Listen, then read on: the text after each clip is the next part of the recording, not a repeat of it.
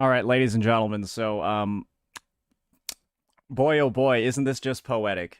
Isn't this simply a poetic situation, ladies and gentlemen, where I said I was just going to be right about this whole thing. I didn't think I was going to be right before the version even came out. Because, ladies and gentlemen, it appears that there are some, poll counts. There are some poll counts for the update, and let's just say this shit is not looking good. Turns out a free limited character has a price, guys, and that price is going to be the fact that you are getting not that many pulls in your anniversary update. And that is, I think, the reality that a lot of ZZZ players are going to need to swallow. It's going to be unfortunate, but I was right again. And I've got some really good reference clips from some of my prior videos. Truly, some amazing reference clips over here that'll allow you to, like, break down exactly where the issue is. This was my initial reaction to the rewards. Okay. 签到活动中还可以额外获得10枚加密母带。So it looks like 30 pulls? 希望这些奖励能陪伴大家能更从容地开启接下来的旅程。That doesn't seem like a lot to me, but maybe there's more later. Yeah, I heard a lot of people saying that there was like a shit ton of pulls, but that just looked like 30, which is not a lot for an anniversary. 30 is not particularly a lot. 对我们来说，2周年不只是一次回望，也意味着一次新的旅程的开始。Because I've been hearing numbers like 162. So like only 30 from like being directly given, right, implies that there's somehow 150 or 140 elsewhere in the patch. 所以除了这些资源奖励外，我们还想在这个特别的时刻给周年福利。Where's the proof for 180 pulls? Everyone's just been saying that. I haven't seen a single link. Where's the proof for 180 pulls? Can somebody post that? If I don't get it within 5 minutes, I'm gonna ban everyone who said 180. We got the logs. So, yeah, unless I get a link showing the 180, everyone that said it is getting banned. Because that means you guys were just spreading misinformation to make this anniversary seem better than it actually is. Which is...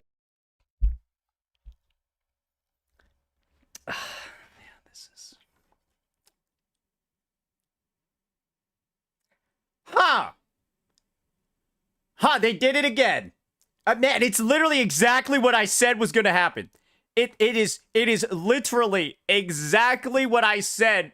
How I summarize the situation is how I summarize the situation.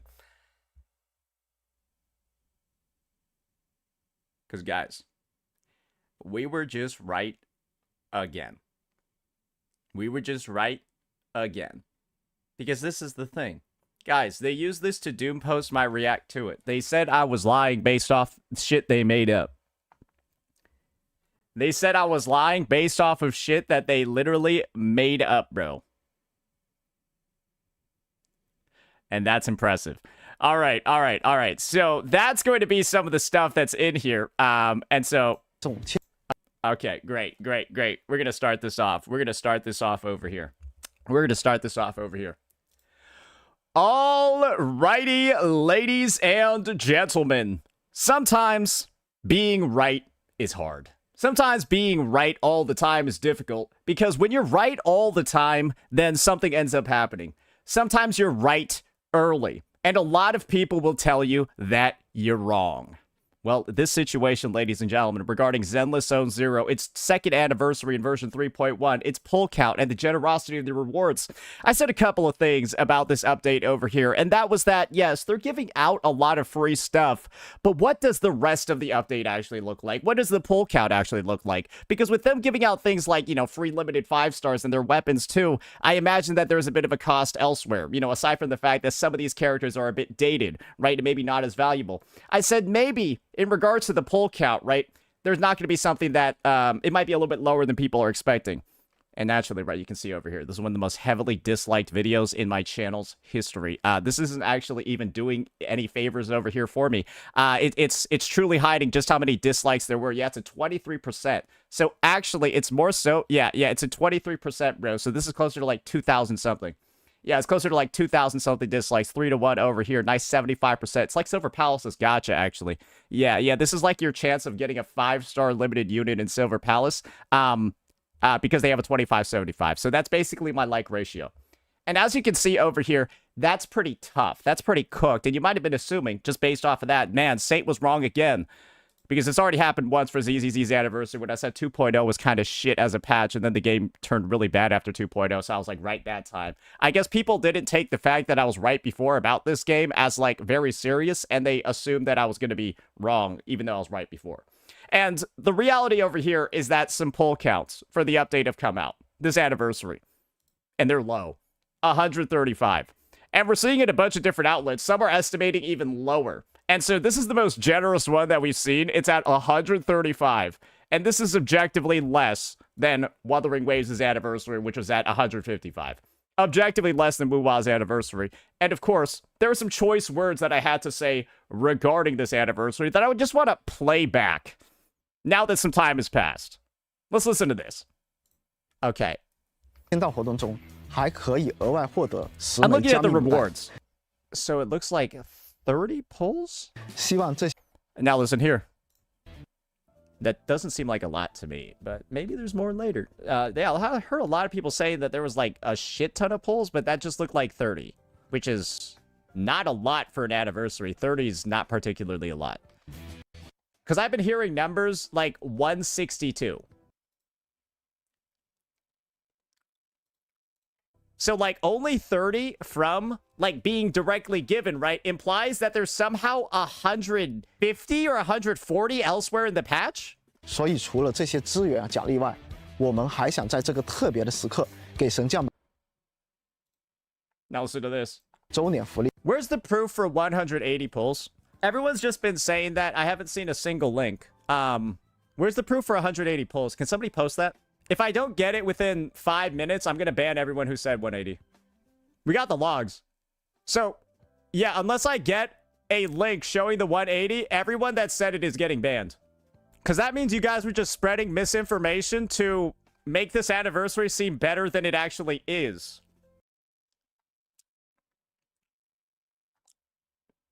And now this is, I got the proof though. Are you guys ready? Wait, this is where you guys got 180 from. A random Portuguese guy just like said, I think it's going to be this.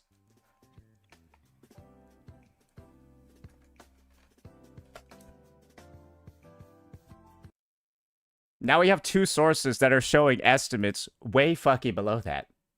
Like, these are the official sources that people go to. Everyone knows what this chart is from, right? This is the pull tracker chart. Like, yeah, they're both showing way lower.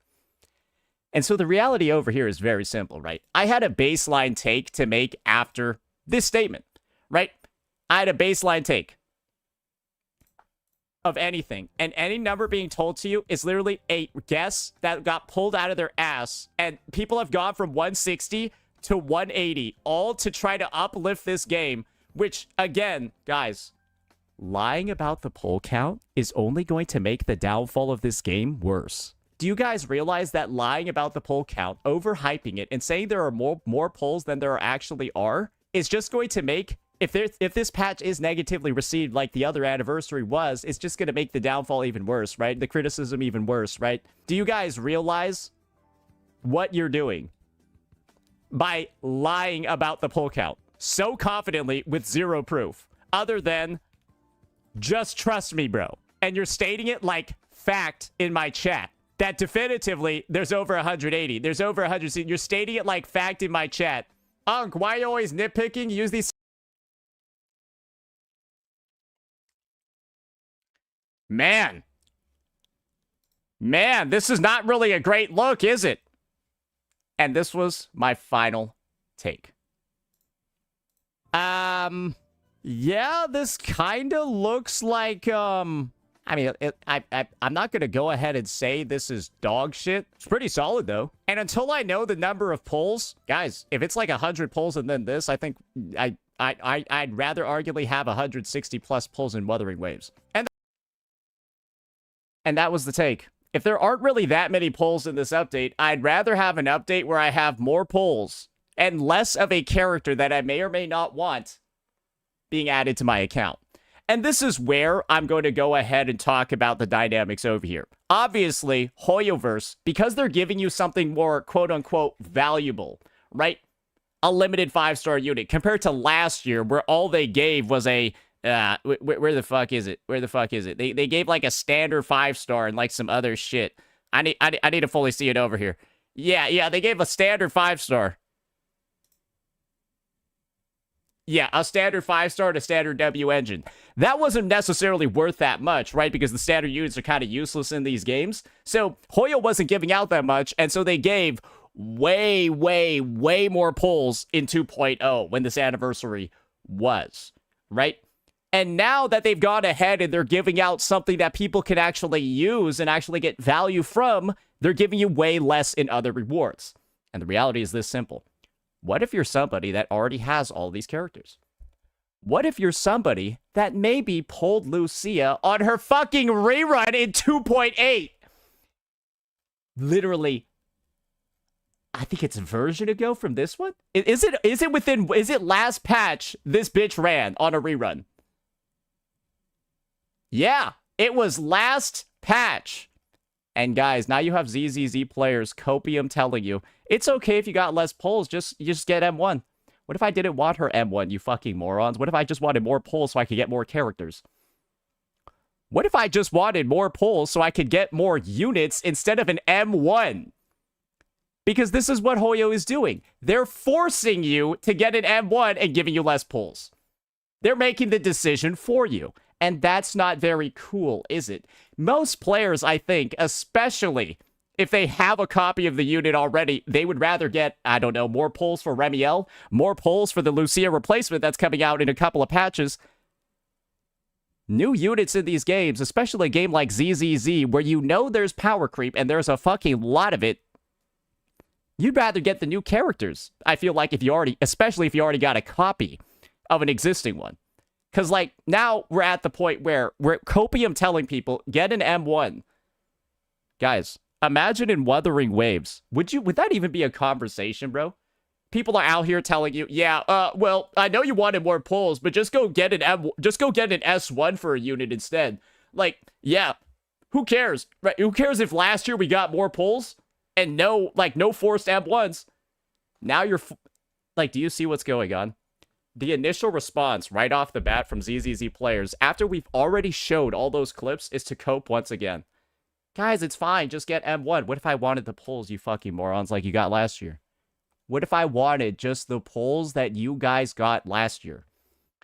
Because it's looking like literally 40 more. 40 more pulls compared to last year. Or 40 more pulls compared to this year. And guys, that's a lot in games like this. That could literally be enough to allow you to get a 5-star. Maybe get Remiel.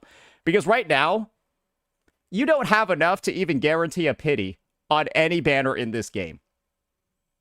This game has a 90 hard pity, and soft starts at 75, so you usually get the unit around 80, 81, 82. So that means you need about 160 plus pulls to guarantee a unit, and you don't have that. You had that last anniversary, but you don't have that because you're getting this free limited unit that you may or may not want. So you went from being able to guarantee a unit, guarantee a complete unit in the last anniversary, and now you don't because they gave out this, and you might not even want this. That's forced decision-making. That's literally also giving you less rewards than last year, depending on the state of your account. Because guess what? I bet there's a lot of people that don't want to get that M1. They don't want to get the free extra copy, and they'd rather have 40 extra pulls to be able to spend on any other banner in the game. And that's my take over here for ZZZ's meta and ZZZ's players. It's so much better to give players the choice.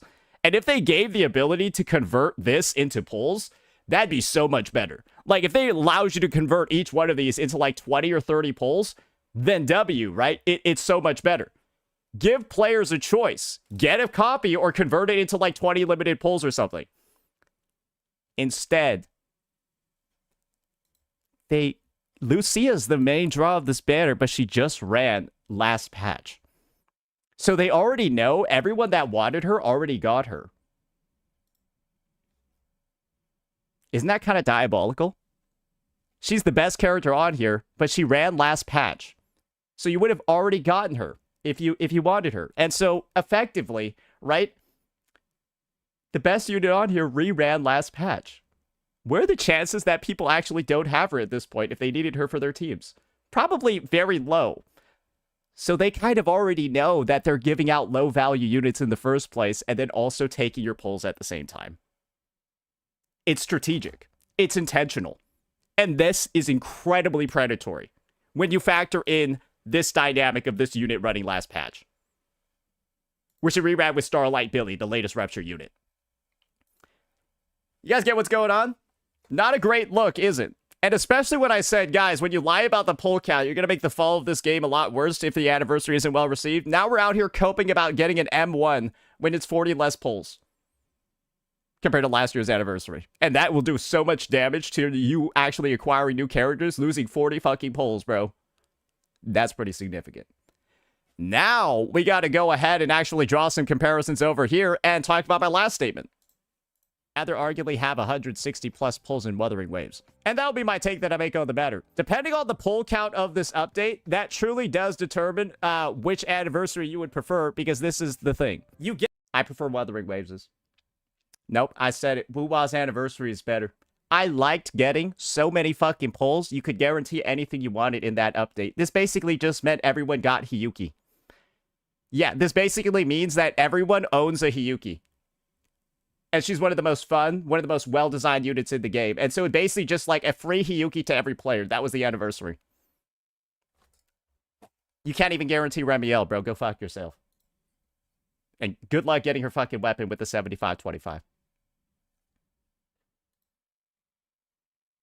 You get your free 5-star and your free limited weapon, but it's from a pool of 5 characters that you may or may not want. And imagine if you pulled Lucia last patch. Imagine if you're one of the dumb, stupid motherfuckers who pulled Lucia next patch and now you got her M1 or now you got her M0.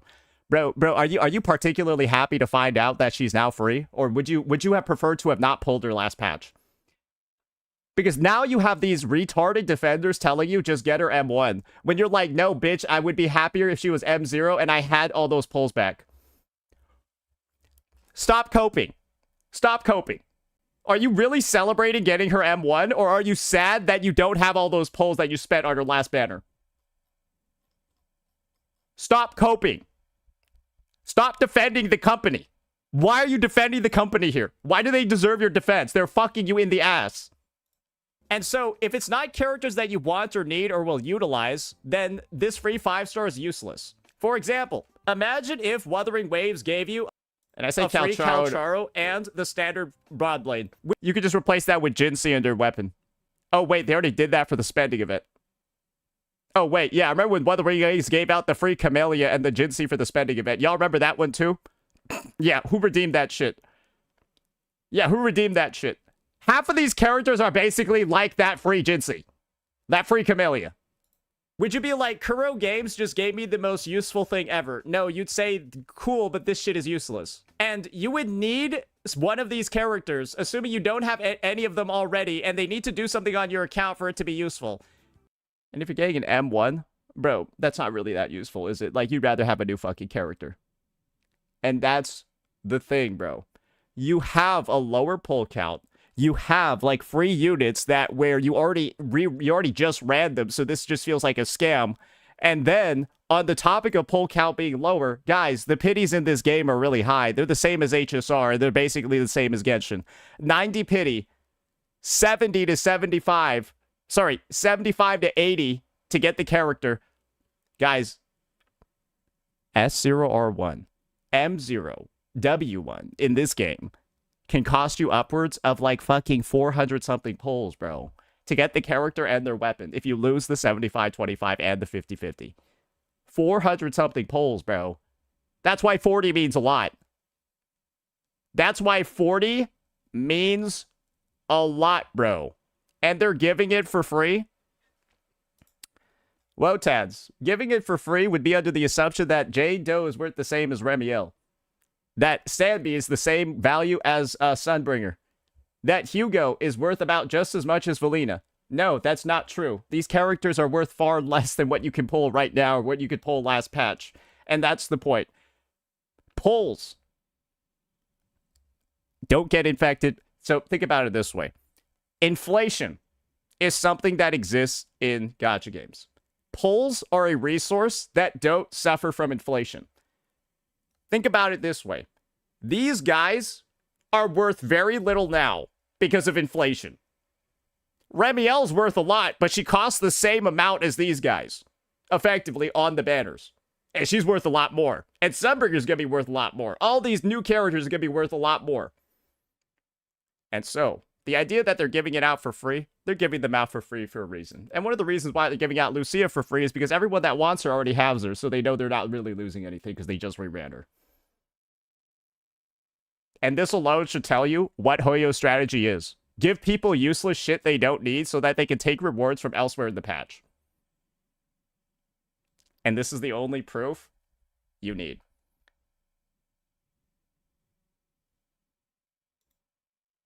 So that's the situation, ladies and gentlemen, regarding Zenless Zone Zero, regarding its anniversary. It's another situation where players of the game, due to their lack of knowledge, due to their inability to actually comprehend how, like, companies' generosity, stuff like that actually works, they don't realize that this is a player-unfriendly, anti-player anniversary, where they have bumped down significantly the number of rewards from last patch. They're giving you things you don't necessarily need so that they can take away from what you will always need.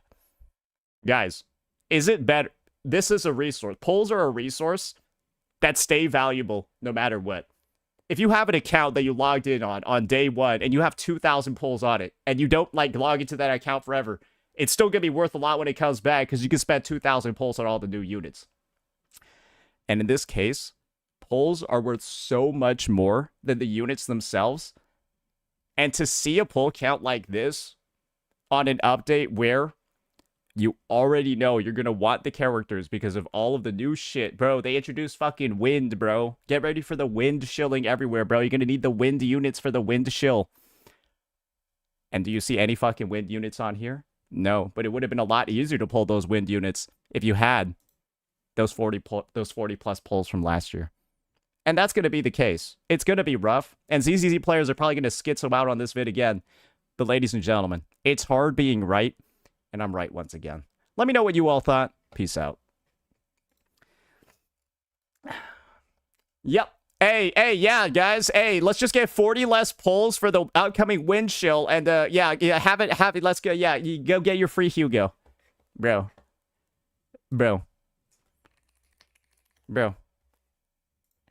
In a game where there's this much power creep, you want polls. It's truly not that hard to understand. In a game with this much power creep, you want pulls.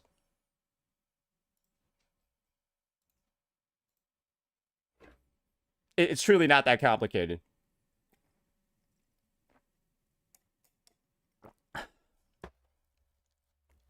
Oh, right. I forgot.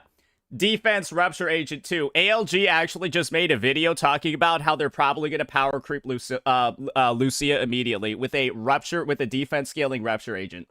So, yeah, she doesn't buff defense. She buffs HP Rupture Agents a lot, HP and attack ones a lot better. Not really defense. So, yeah, they're estimating Clairette, the new defense Rupture Agent, is not really going to use her that well. She's going to get a new best in slot support.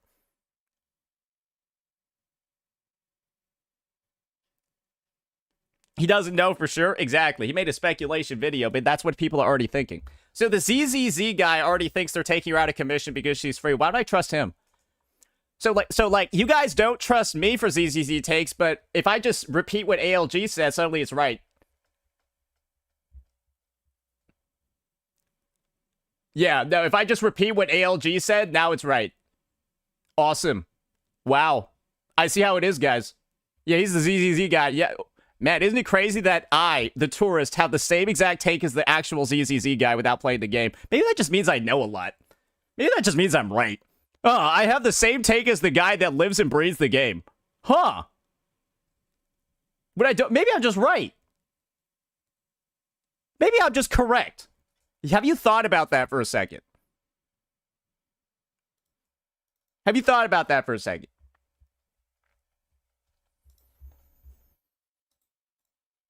Yeah, I know you're mad. Stay mad, though. Enjoy your 135 pulls. And shut the fuck up.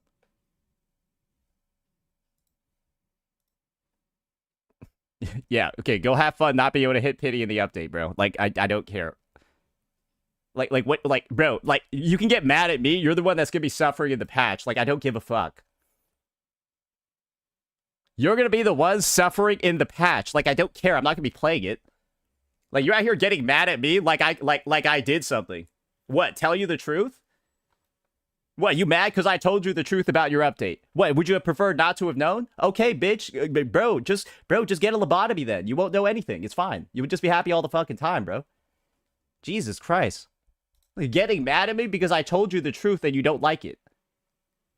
Legit, that's what this dynamic is. Oh, bro, he said things to me I didn't like, but they're right. But I'm angry because he told them to me, so I need to let out my anger on somebody. I'm just going to let it out on him, even though he's right. Bro, the devs did this, not me. Why are you getting mad at me? What the fuck is wrong with you?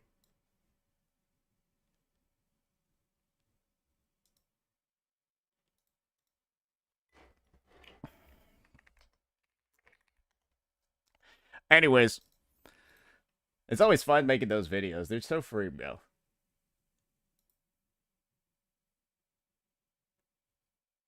Remiel M0WS1 is 7% worse than Yazuha. I think I read that's because it's a non-disorder team, so it's like that's actually somebody griefing. Yeah, guys, I actually know that Yazuha buffs disorder a lot, so if you disable it, then yeah, she's gonna be a dog shit character. Yes, no, I know enough about ZZZ to understand that. Guys, you might be surprised by this, but I probably know more than ZZZ about than 90% of ZZZ players. I probably know more about the mechanics of the game than they do. You do realize that, right?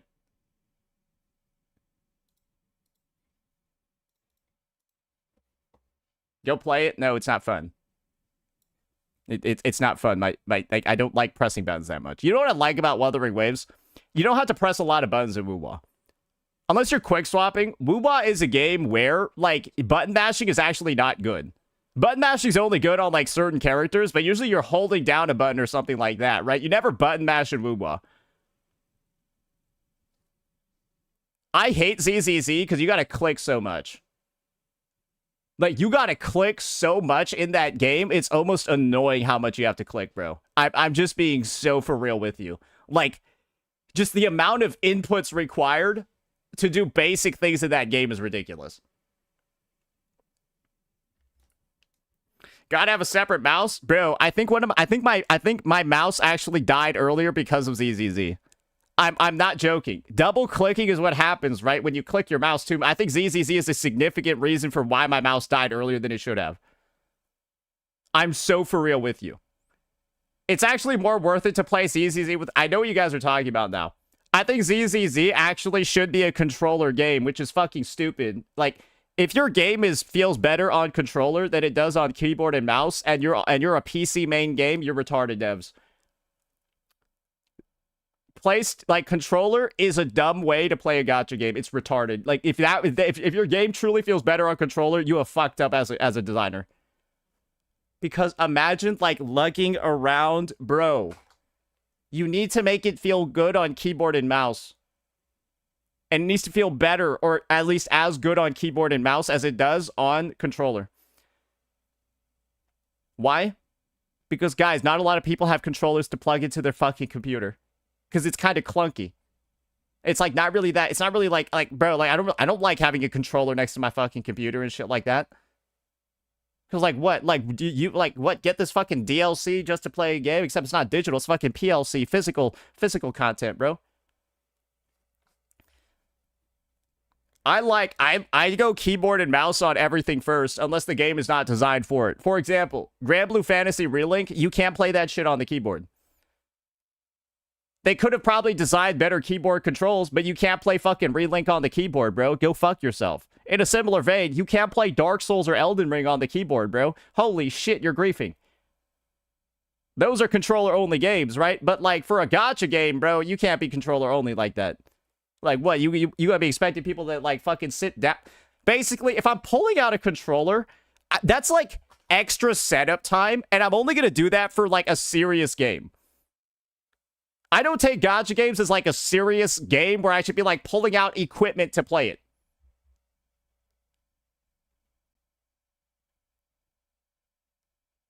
Because I'm logging in for 15 minutes, bro. Am I gonna plug in my controller to play a game for 15 minutes? No, go fuck yourself. Are you retarded? I guess there are people not sarcastically doing that. Play for 15 minutes.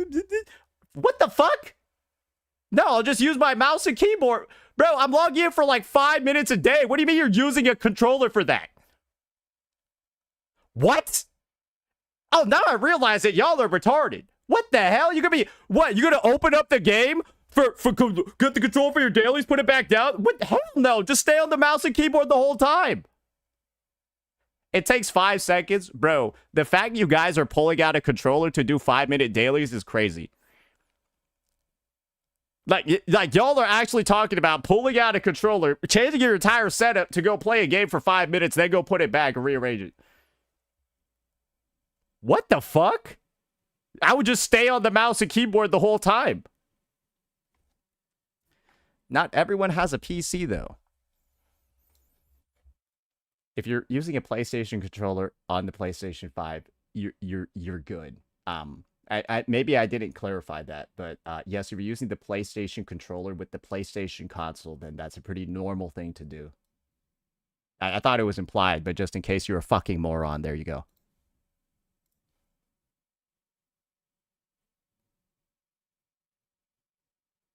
When was the last time you logged into ZZZ? Yesterday. I think. Right, Nando? I logged in yesterday, right? Or today? I logged in this morning, right, Nando? Yep, okay, cool. Cool. Because you love the game? Oh, yeah, I do.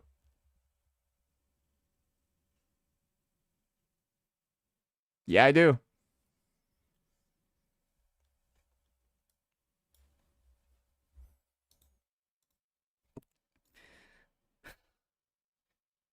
Woo-wah App Store ad?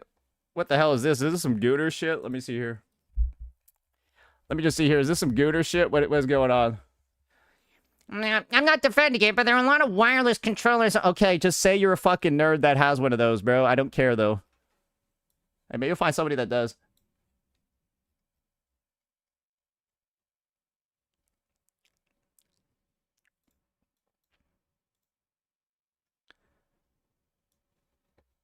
The App Store is... Woo-wah App Store... What the hell is this? You're talking about this thing?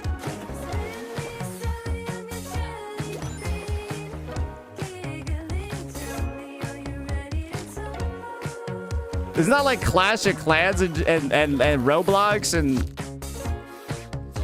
Scorp. What the fuck? Hey, go rip out a spine, bro. Oh, that's what you guys were talking about. That shit. Okay, yeah. You think you're funny, don't you? Oh, you're hilarious, aren't you? Shut up. All right. Now, here we go. Okay. Here we go. Alrighty. So, ladies and gentlemen, we've got ourselves a bit of a situation over here. I was in some talks with Sherifath, right, about editing one of the graphics that he made. Because bro basically had some wild-ass fucking... Basically, let me show you the before and the after for some of the shit this guy was posting. Let me show you the before and the after. All right, you guys let me know. You guys let me know which numbers look like they make more sense. So these were the average pulls to get a 5-star. This category over here got changed, right? Because like this just looked fucking wrong to me. He was like average pulls to get a 5, 65, 65, 55, 70, 60. This is useless information to me for one main reason. I don't think anyone cares when they get the 5-star. They care when they get the limited 5-star. So that's what we changed the data point to. When do you get the limited 5-star in the game? And the average number of pulls that you need. And we simply just took that from Kukikaze's video. Yeah, we just took all these numbers from Kukikaze's video. And then this is the other thing. We made a rough estimate over here because we don't know any of the numbers yet. Because the assumption is it's a 25-75, right? And so, to get the limited 5-star in Silver Palace, you need 100, right? And 100 is the max that you'll go. And any early that you get that's calculated or estimated, right, is going to bring that count lower. So, for example, if you get the limited character at 1, that would dramatically bring down the average pull count. But when are you getting the limited character in this game? Never, because it's a 25-75. So in other games, right, that have the 50-50, that have the guarantee, that have a way, right, to limit how badly you're getting fucked, on average, it's 100. That's the cap, and then it gets lower from there. And so we guesstimated a little bit because there's not really any data to go off of. We guesstimated a little bit, and it's somewhere around, right, this mark. You would imagine. If it's a 25-75, and this is the big one over here. You have no pity elsewhere. So Silver Palace does have like a pity carryover, but this is the thing, right? This is all just like really, really rough introductory calculations, and it's all still subject to change. But this is why people at a baseline all think this gacha system is not good. Because, guys, I have gotten basically a unilateral response on all of my videos. Everyone thinks this is bad. Everyone agrees. Nothing's getting dislike bombed, and it's all doing very good. And here's, like, the proof that you need, right?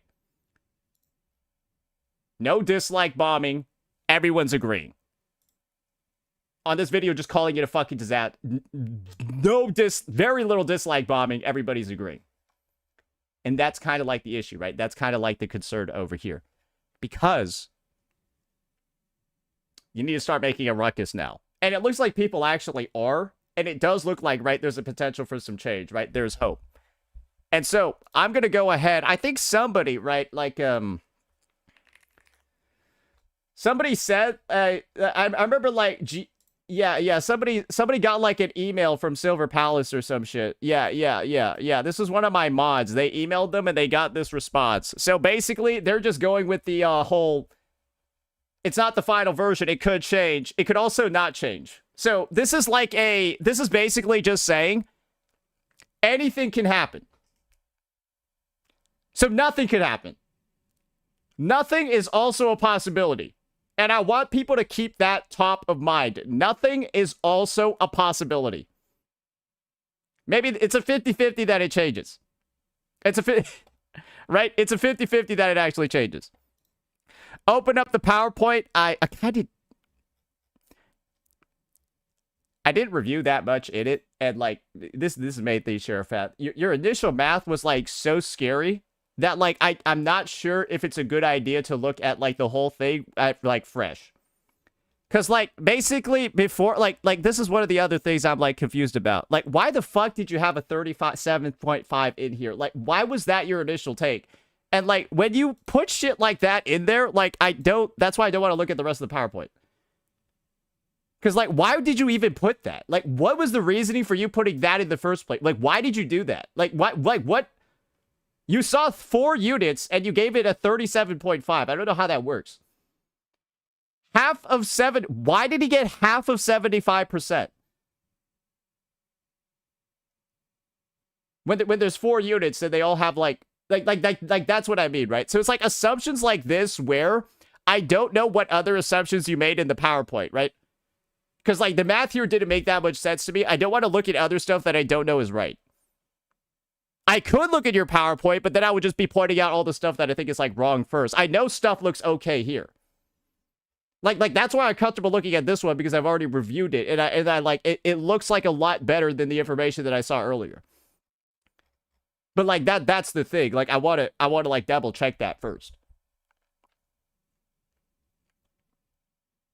So yeah, like you think the PowerPoint's like good, you're proud of it, like there's nothing in there that's gonna make me go like, what the fuck is this? Because I could look at it, but like if there's like some weird shit in there, then like that's gonna be really bad if I want to make a video about it. It's like, oh, I'm using a data source and the shit in here is fucked up. Because like you see, like again, you seem really confident in your stuff, and then there's like some weird shit in there. So I'm just like another thing you did was like you calculated this based off 15 data sets. In statistics, if you calculate like an average based off 15 numbers, your shit is going to be inaccurate as hell.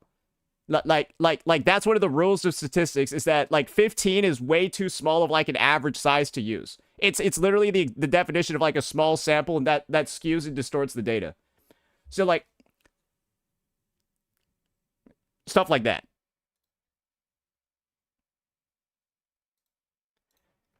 We're having a math lesson right now. There is an 80 data set. That's why I mentioned TFS. Wait, so why'd you run only 15 sims then?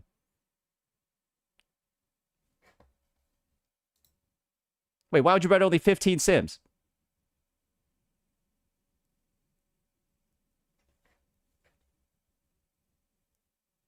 Why would you use like, why would you do like 100 or like 2,000 or something? Why'd you only use 15? That's not going to give you a good average. Okay, so this is the PowerPoint. This is the PowerPoint over here. Let's take a quick little look at it. Okay. All right. Pulls per version. Okay. Okay. Let's do a quick double check of everything here real fast. All right. Assuming you win the 50-50, pulls to character to gacha ratio. What the fuck is this? Assuming you lose the 50-50, pulls to characters to gacha ratio. What the fuck? Why is there 3 of these, but then only 2 numbers? Wait. How do you have 3 things in a ratio? This is what I mean, bro. Like, this is confusing as shit to me. How do you have three What is this? Because, like, you would have just one. Like, is it more like this? Yeah. It's the pulls to character ratio, not the pulls to character to gotcha. There we go. Oh my gosh. Okay, there we go. Okay, we're saved. That's a lot better, right, guys? That makes a lot more sense.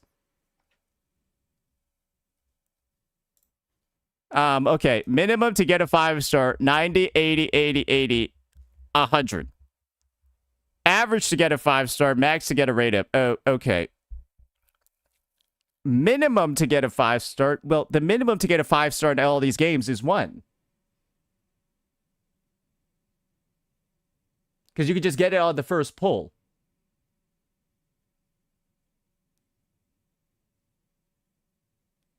I told you this was gonna fucking happen, bro. Like, you... Bro, I told you!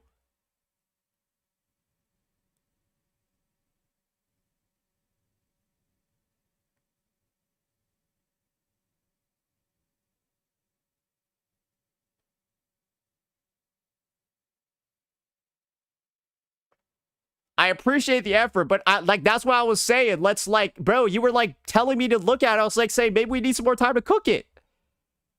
I was, like, telling you, bro, like, we should get, like, review this or something offline first. But, like, you be, like, telling me to just look at it.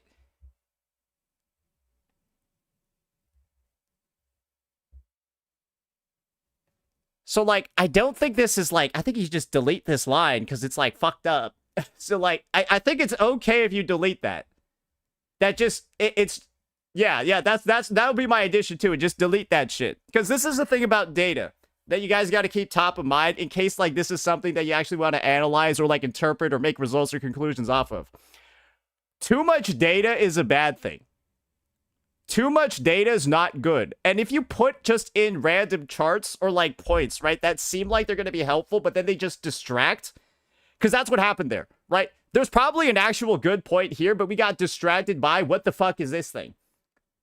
And that is one of the hardest parts of conveying data and analyzing data to other people. People will get distracted by some weird fucked up shit and not give a fuck about what you're actually trying to explain. Like, bro, nobody's gonna focus on it. They're gonna be like, what the fuck? Why does Silver Palace look like fucking this and then all the other games look like normal? Like, all the other games are, like, kind of going, like, bing, bing, and then boom, right? Bing, bing, boom. And this was, like, bong, bing, boom. Like, it's shit like that, right? You get what I mean? So, like, that's where someone would get fucking stuck up and just be like, what the fuck is this shit? Like, is this right? Because if people think your data's wrong, they're not going to care about your explanation because they think you're wrong. They think you're explaining something off of faulty data.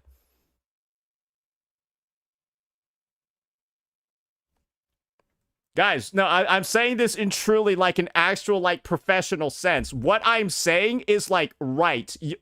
Like, what I'm saying is, like, 100% correct. Now, polls required. Okay, what the fuck? I kind of might just delete this. What? Bro, what is that? I mean, minimum. So I guess this is the assumption, right? If you lost, well, guys,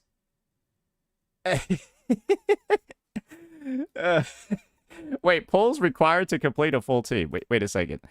160. Wait, what? Average. Wouldn't it be 105? Times 3? Wait, where'd you get 360 from? Like, where'd you get the 120 baseline to get a Wuthering Waves character? Because polls required to reach a full preview team. If that's the average, then the average is 120 for a Wuthering Waves unit. Because it's 3 characters. Or did you put in 4 characters for a Wuthering Waves team? Did you put in 4 characters for a Wuthering Waves team? I'm just wondering. You deleted something from that?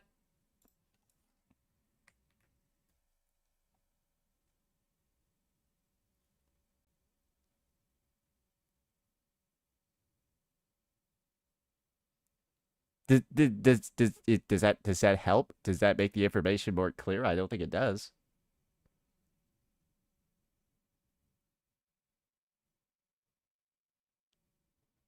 Because I just deleted the line where like your minimums don't. The minimum is 3 pulls. Could you just? That's why I've been deleting all the minimums because they don't make sense. Because like the minimum is like the minimum required. The minimum is 1 pull per unit.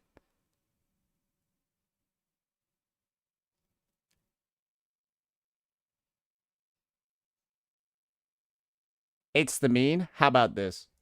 How about you put in the average, maximum, and the mean? Right? Because the mean over... Wait, why don't you have the mean and the median? No, the average is the mean. Why don't you have the median and then the mean? Yeah, that would be better. The median, the maximum, the median, and the mean. Because the minimum is 3. It's useless information on this chart. So, like, this should have the median on here as well. But the thing is, I think your mean is wrong. I think your mean is, like, incorrect. Because, Sherifat, this is the issue over here. You are taking the hard pity of 80. You're multiplying it by 2, right? Then you add 80 to that, and then you're dividing it by 2. You're taking, like, 240 and dividing it by 2. That would assume you hit hard pity every time you lose a 50-50. Because that's how you're getting the 120 per character, right? You're going to 160 and losing 50-50, losing 50-50, then getting the guarantee. Then you're going to another 80, full pity again to get the next character. So 240 for 2 units implies that you're going to max pity every time. That's the only way you could get to a 120 average, is going to max pity. So you calculated the mean, going to max pity on every banner.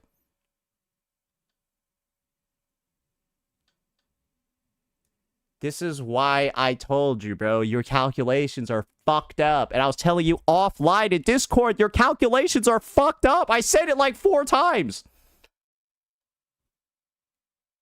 But you still tell me to look at this shit. Why?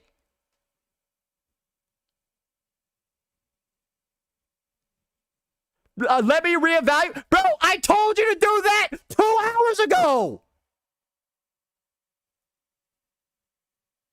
This is why I'm mad, because I told all the shit I'm telling you. I told you on Discord 2 hours ago.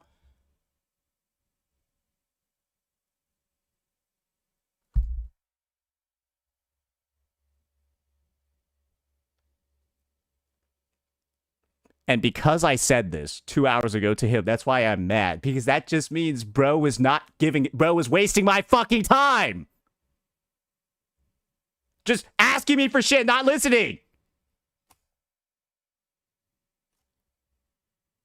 That's why I'm mad, because it went one through one ear, out the fucking other.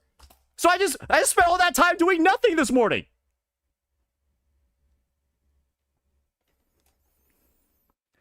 And that's the #1 way to piss off somebody that's trying to teach you, by the way. Hey, all I'm saying is, if someone's trying to give you info and help you out, the #1 thing you can do to piss them off is not listen.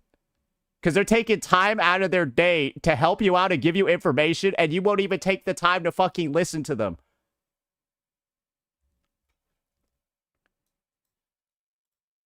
Please. Please, man.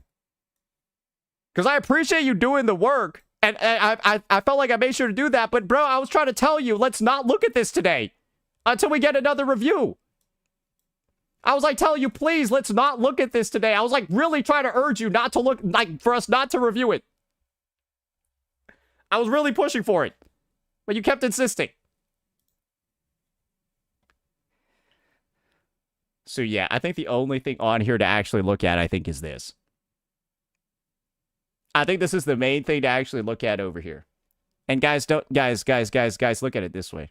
I know a lot of y'all from like those like Eastern Asian or like Southeast Asian countries. Nah, the teachers there are way meaner than me. So like this is it. If any of y'all Westerners out here are getting stressed, don't worry. This is nothing. This is nothing compared to those countries. They beat you. Yeah, no. Hey, in other countries, I would be allowed to physically discipline Sherifath for an infraction like this. I'm not joking. I'd probably be allowed to cane him a little bit in like Singapore or some shit if they did this shit in a classroom. I'm not even playing, bro. I'm pretty sure you could get caned for doing what Sherifat just did.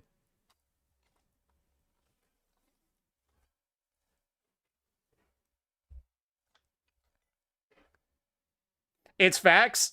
That's what I'm saying. Yeah. You're allowed to Batista bomb him in the classroom. I don't know about that one.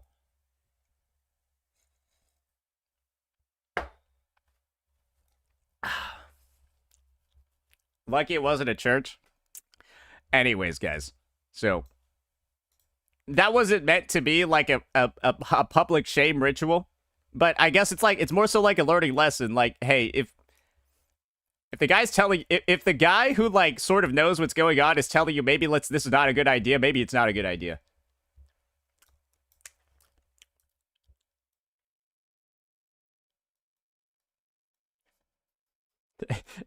I don't know how else to put that one. That felt avoidable to me. All right, so basically, what this does is we just took the numbers from y'all kneeling on a grain of rice in front of the class. Like, no, that's the shit I mean, bro. They take uncooked pieces of rice that are very hard and then have you like kneel on them so you feel physical pain.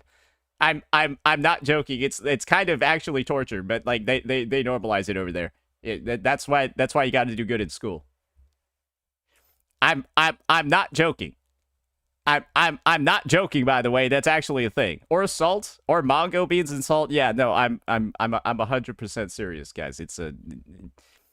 How do you know this? I'm a cultured person. Yeah, I'm a cultured person. I know things about a lot of places. That sounds painful.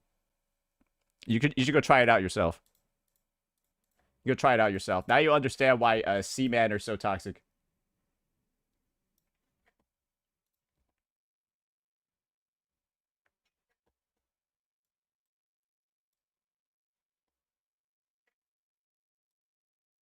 All right. We got another video that we got to set up over here. Let me look up some other things. I'm letting the fake collab thing grow a little bit. We'll see if we can sneak in a video on that before the day ends as more posts get out. But we got the AKE and Silver Palace situation, guys. And the AKE Silver Palace situation is going to be one where we are right again. No, today is like the Saint was right day. This is the Saint is right day. Because I'm going to reference this video over here. We all remember this video. The worst gacha in gacha gaming a year ago. We all remember this bad boy, right? I think this was when I still had contacts left over. Yeah. Do I go back to contacts? I don't know. I think I had way more gay dudes in my stream when I was wearing contacts, so maybe I don't do that. Anyways, we made a video on January 18th, 2025. On January 18th, 2025, we made this video calling this the worst gacha ever. We got mass downvoted and stuff, right? Entire community brigading. Then you had countless CCs going in, right? Across all the betas saying that this is like the best shit ever. This is like the best shit ever.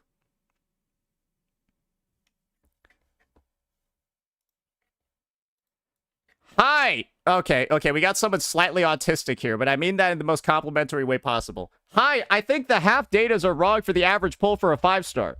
Genshin should be more like 90 because of the capturing ratings. I don't understand the 79 for Wuwa. Shouldn't it be 83 for 1/0.018 times 1.5? Also, I don't understand the 93. Computer taking into account, I obtained an average of 89. Hey, maybe we just use your numbers then. Hey, maybe we just use your numbers then. Hey, why don't you just go DM Sherifath and then just like, I trust you. I trust you more than Sherifath. I don't know why. Yeah, just, can you like reach out to him and just fix all his shit? I'm just one. That'd be a huge service. Because, like, I think Sherifath knows how to organize things. I think he's fucking god-awful with numbers. Like, I think bro's bad with numbers. I'm a searcher of probability. Yeah, okay. Hey. This is our new resident this is Grand Autismo right here. So, like Grand Autismo is going to help you out with any of your fucking probability needs. Okay, reach out to him. All right, Sherifath? There we go. I VIP'd him as well, so you know he's the Grand Autismo. All right?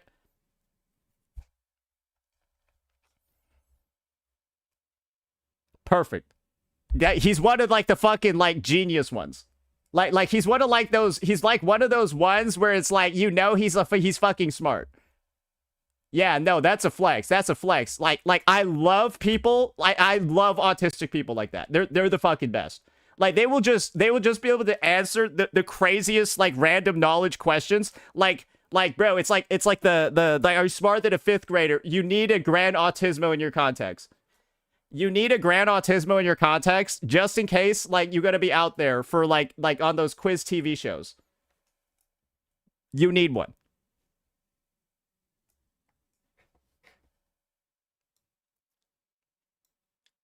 Because, yeah, I feel like that dude's numbers are entirely correct. And so if that's the case, right? Okay, so, this one's actually 89, this one's 81, and this one's 90.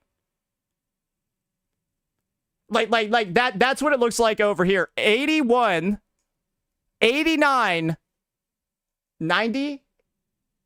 So, like, it's slightly better than Hoyo's.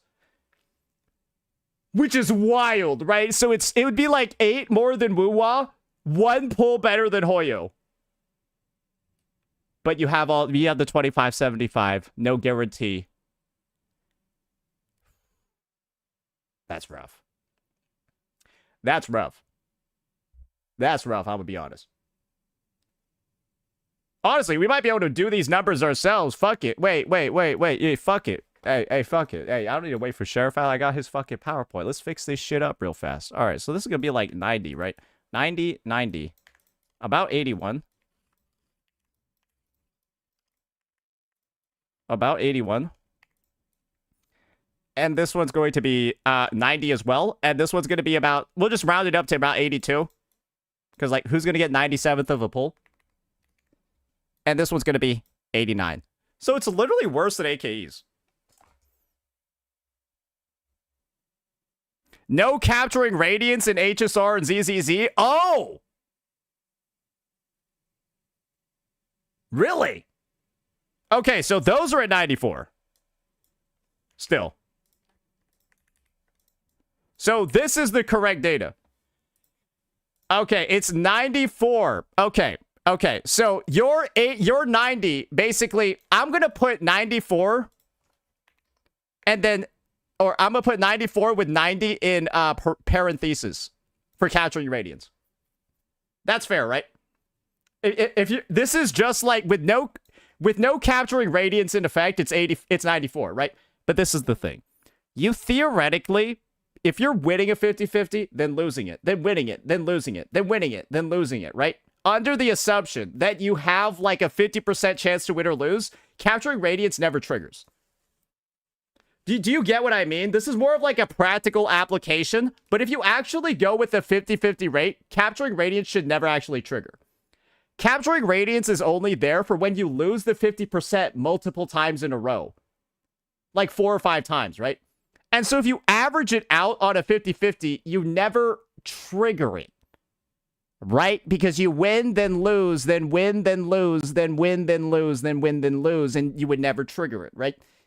But in actual cases, there are going to be times where you go 4 times in a row losing, or 4 times in a row winning.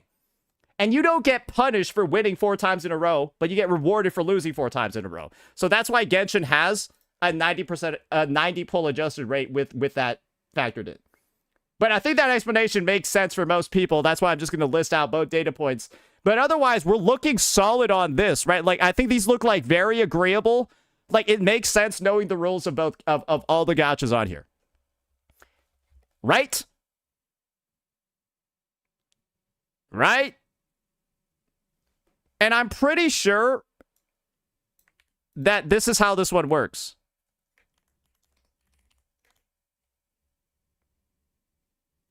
It goes to 1.8 on an 80 pity, right?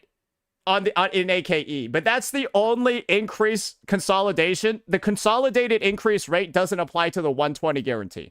Only to the 80 pity.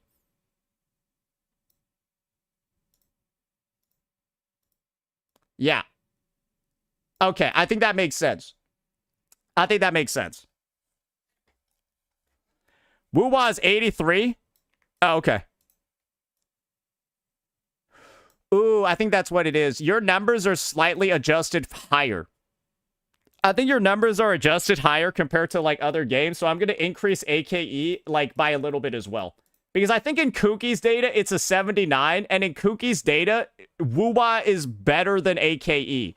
So I think there's a chance that Kuki was maybe either under or overestimating stuff. But I think the main baseline just is that Wuthering Waves has a slightly better gacha pull rate, but also way more, like, concessions, like the 50-50 guarantee and stuff like that AKE doesn't have.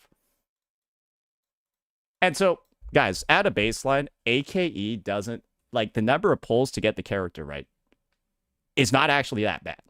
The issue is when you combine the weapon banner and then also the pull count into it. AKE system is like, the numerical count isn't that bad, but it's all the other stuff associated with it that makes it dog shit. And this is Kuki's data. Yeah, this is Kuki's data over here. So Kuki showed a 79.5 and then an 82 for AKE. And so some of your estimates are, if you're lucky, it feels terrible. Oh, yeah, that's with AKE too. You can't pull the weapon now if you get lucky, right? In other games, you get lucky, you spend the pulls on the weapon banner, and you're good. Right? In AKE, it's like, no, you got to throw pulls at a useless character banner to get the weapon pulls. That's why it feels like shit.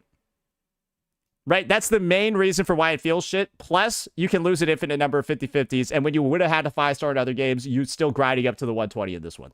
Right? It's stuff like that. But basically, in AKE over here, the numbers are 82, and then Wuwa's like 79.5, right? And so I guess the take kind of just is, yeah, we can probably bump up everyone accordingly along those numbers. It is what it is. I'm not gonna care too much about it. I think it's fair for us to go with these and just say it's a bump up based off of some existing calculations. I don't want to, like, I know we're kind of like rough balling it and stuff like that, but I think in practice this is pretty much what it should be looking like along those lines. So yeah, let me go take a screenshot of this real quick, and then we'll kind of like go from there. Yeah, we'll kind of like go from there. All right. The hell is this?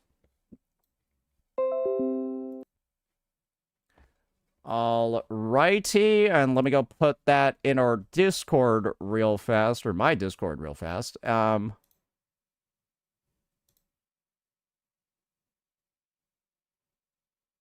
sweet. All right, and now we are here. Now we are here. Let's get this going. Let's get this bad boy going. The worst gacha in gacha gaming. That's just some of the numbers that we have over here. Had that from before. I think this is actually perfect because it just shows you that nothing changed in that span of time. It just shows you that nothing changed at all. All right, don't need that one. We got an updated chart. That's ZZZ's pull count. We're already done it over with that. Bro, Wake Up Silver Palace. Okay, perfect. Perfect.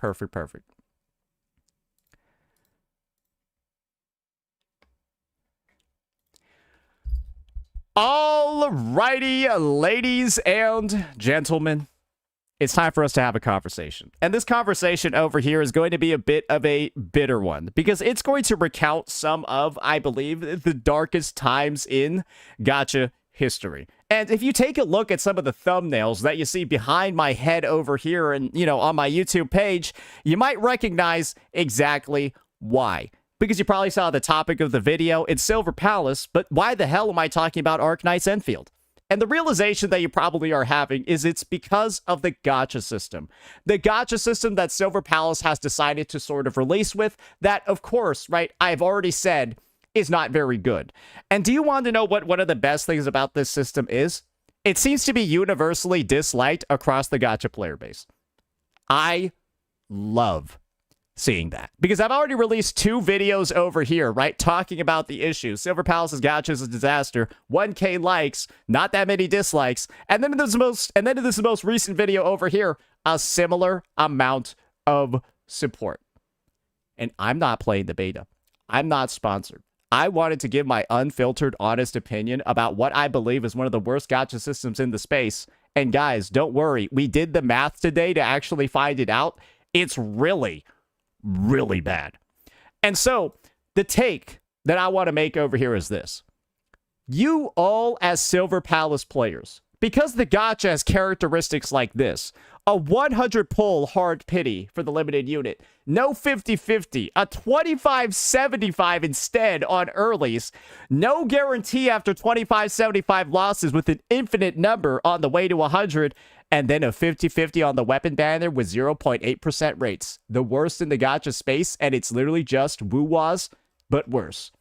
So they're going in with a system at a baseline that's objectively worse than other games, and then their weapon banner is literally just Wuthering Waves with a 50-50 on earlies. That's not really great for a game released after woo-wah. 2 years after woo-wah, to come out with a greedier system that has elements of it that people can just directly compare and say, this is woo-wah, but worse. Not a good look 2+ years after woo-wah's release. And this game's in beta. And when a game is in beta, there's one thing very certain about it. It's subject to change.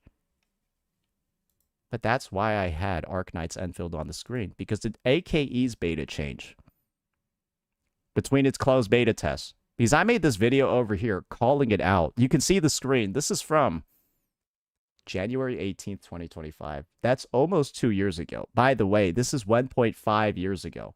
I said this was the worst gacha system ever. I got brigaded by this toxic positive community of freaks. Still, people understood it was bad at a baseline. But even this much support wasn't enough for it to get changed. Guys, basically the end result of this was one of the worst gacha systems ever. Beta testers, players of the game, went hand, tooth, foot, and nail to defend it. And then the dev just kept it in on release. So why do you think I got this video over here? The worst gacha in free-to-play history. That's because that was what AKE released 5 months ago, and I talked about how fucking bad this system is. And guys, it's so bad now, you just say that a game has AKE's gacha or is coming out with AKE's gacha, and it will get dislike bombed and doom posted because they hate the gacha in this fucking game so much. But the devs didn't change it. I called it out a year ago, and nothing changed. But that's because the community didn't send the feedback. The community didn't actually take action. The community did not make big enough of a ruckus, and now AKE launched with it, and now AKE is dead. Silver Palace players. The only thing I have been talking about to shit talk this game, to critique it, is just the gacha system. I don't think I've even mentioned anything else in the beta. I don't think I've talked about character kits, combat, any of that shit. All I've talked about is the gacha system. Because the gacha system itself, guys, is enough to kill a game. And when devs feel confident that they can just go in and make a system that goes back in time that's arguably worse than every other game on the market, that's not a good look, is it? Especially when it's a high-budget game like Silver Palace, but they're still trying to pull this shit. Guys, if you want this game to succeed, you need to critique it heavily. You need to send feedback, and you need to be individuals that are willing to call out the developers for even having something like this in the first beta. Just because it's subject to change, just because some people email customer support and they get messages back like this, "Dear Detective, thank you for the feedback and suggestions. We have received your comments and forwarded them to the relevant team. For now, please refer to the rules displayed in-game. Please note that the content available during the test is not the final version, and the official release shall prevail." Guys, this just means anything can happen.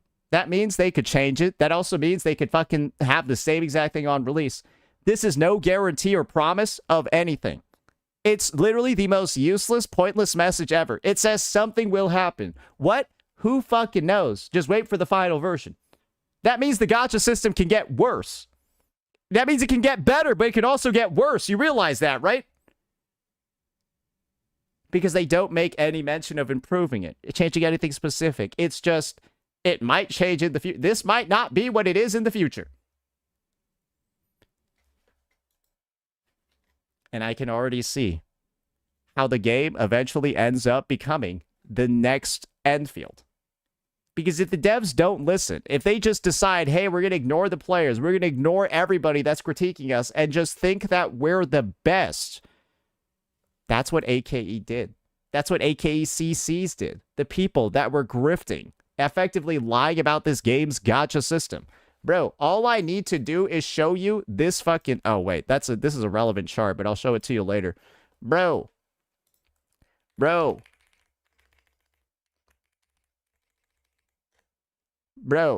Y'all remember this shit?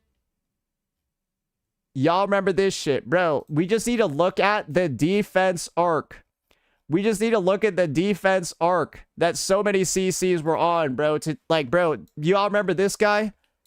Bro, y'all remember this?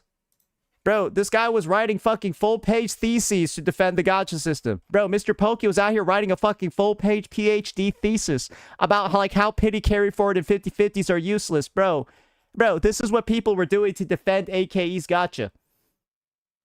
What the fuck? Bro, he wrote like another one too. Guys, I hope he was paid for the letter. Because we know this system is shit. But if they're going to pay CCs to do this for them, assuming that's what happened over here, because I hope he was paid to lie like this. I hope he was paid to say the shit he said in this fucking Twitter post. Because if he wasn't, oh, that's fucking even more embarrassing, right? Guys, when this is the reality of the system over here, you're fucked. You get ready for this. We got a screenshot of this shit. We basically went ahead and with the help of some autistic people that are really good at data analysis, we were basically able to calculate, assuming some assumptions around the rules of Silver Palace's gacha, right? What the actual results are going to be looking like. So, let me just go ahead over here and let you guys all know what you're looking at. On the left-hand side of the screen, we're going to see some popular gacha games. NT is not going to be on here for obvious reasons because everything's guaranteed in that game. Right? Genshin, HSR, Wuwa, ZZZ, AKE, and then Silver Palace at the bottom. Then, going to the right, you can see the percentage chance to get a 5-star on any single poll with the consolidated amount showing up in the parenthesis. So yeah, 0.6 to 1.6 in all the Genshin Hoyo games. Wuwa comes in with the big one and then sets a new standard for the gacha space. Now AKE and Silver Palace come in with a higher baseline rate, and then they go up to the same amount consolidated over the course of the pity. We all get this. Nothing's too confusing. Now we have the max pity for a 5-star unit. 90 in all the Hoyo games, 80 in Wuwa and AKE, and 100 in Silver Palace. And this is the first time where it's very obvious, right, that Silver Palace is falling behind the competition. Its pity is higher than all the others. But this is where Silver Palace edges out a little bit. Max pulls to guarantee the rate at 5-star. And as you can see, it's 180 in the Hoyo games, 160 in Wuwa, but then 120 in AKE. And if we ended the discussion over there, one game would look a lot better than the other. But there's a lot of unannounced hidden things in Silver Palace's banner. And this is where I'm going to show you, truly, I think the biggest issue with Silver Palace and why I think everybody needs to start petitioning the devs for some more clarity on what they actually fucking mean. And so right here, let me just pull up a screenshot from my Silver Palace channel on my Discord. You should go join it, by the way. We discuss a lot of very cool things over there. This is a screenshot from both the character and the weapon banner. The base probability to reveal a 5-star character is 0.8%. What are you not seeing here? Something about a 50%, right? 4-star characters have a 50% chance to be the featured character. When drawing a 5-star motive, there's a 50% chance it will be the featured motive. When it comes to 5-star characters, there's fucking nothing. So is there a 25-75 or is there a 50-50? Nobody actually still knows at this point. But for our calculations, we all assumed it's a 25-75. Because you intentionally listed it out for all the other banners, but then you don't list it out over here. So I'm going to assume the 50% actually doesn't really apply here. However, there's like another thing, right? That really adds to the level of deception. And that's the fact, ladies and gentlemen, these dudes did this. They also said a featured 5-star character is guaranteed within 100, and featured characters have increased draw rates. Is this truly an increased draw rate if it's a 25-75? Not really. But legally, it might be. This is where we're going to get a nice little assist. An alley-oop, as they do say in the world of basketball. Right? In the world of basketball, they would call this an alley-oop. We're about to get an assist over here from fucking Arikado Zodan, bro. We're literally about to get an assist over here from Arikado Zodan. Because I've got a comment that this dude made that actually seems to explain what's going on over here. Check this shit out. Technically, the featured characters have increased draw rates, right? Even though it doesn't look like it's for the limited 5-star units. Check this shit out over here. That's actually true and includes a limited 5-star character. It's just that their draw rate, when not increased, is 0%. So that's how they can get away with this legally, right? Because every limited unit in every game has a baseline rate of 0%. And so it goes from 0 to 25. But that's really kind of shady, isn't it? Yeah, that's kind of stinky. Yeah, like, it's technically correct, but it's also realistically fucking shady. And you don't probably have a lot of confidence inspired in you, right? About how the devs are going to run the rest of the game if they're doing shit like this. It's deceptive. It's misleading. And it makes people think that the game has a 50-50 when it might not actually have one. The rates are 50% lower than what they actually are. There's also no guarantee after losing either. And guys, when Genshin is the biggest game, gacha game, Wuwa is huge as well. So are HSR and ZZZ. The baseline expectation for gachas coming out is that they'll have similar systems to them.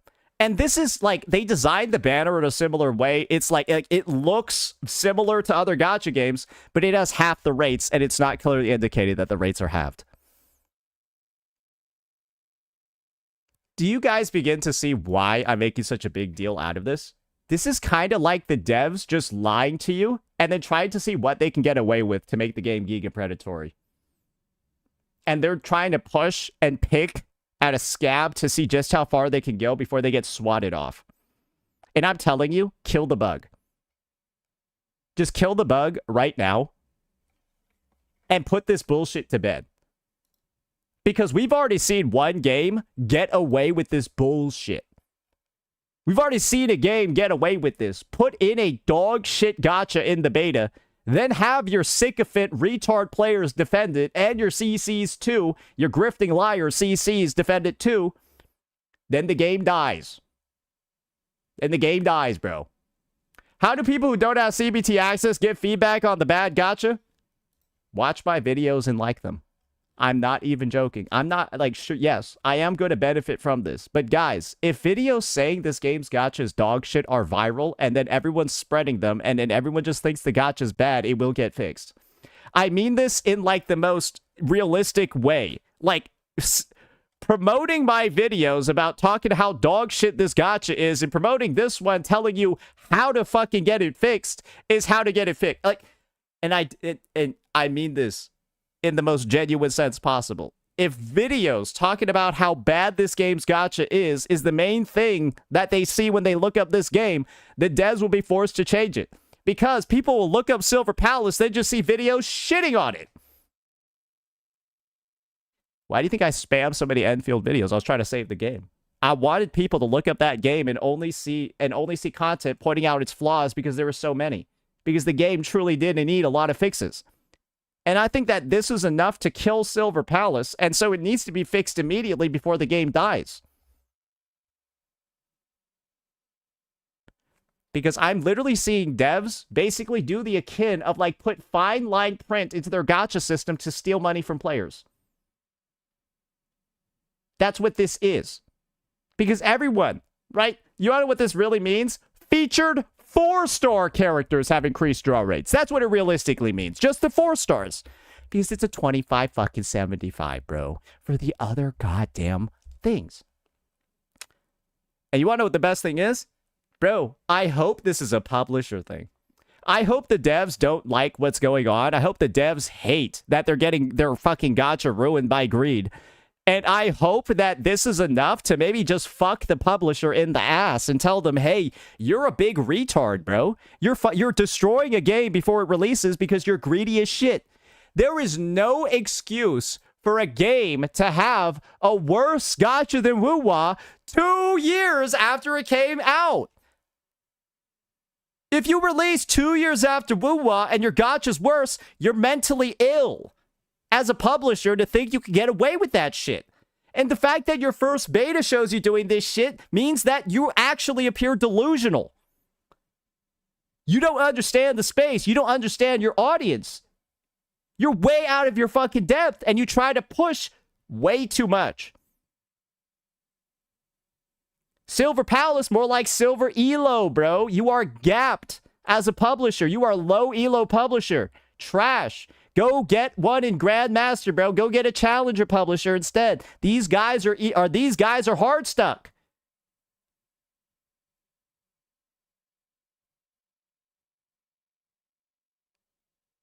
Low Elo analysts. Idiots. Stupid. It's the higher ups that I could tell are retarded, bro. Bro, it's not the devs. I can tell it's like the publishing and like the management team. They're fucking fools. They thought they could get away with this shit, bro. Let them know they can't. Let them know we aren't going back to the Stone Ages again like we did with AKE. Let them know that going back in time for more predatory systems in 2026 when we're in the fucking recession is not the right thing to do. Bro, we don't even have any money to spend. Everyone's broke. What are you doing this shit?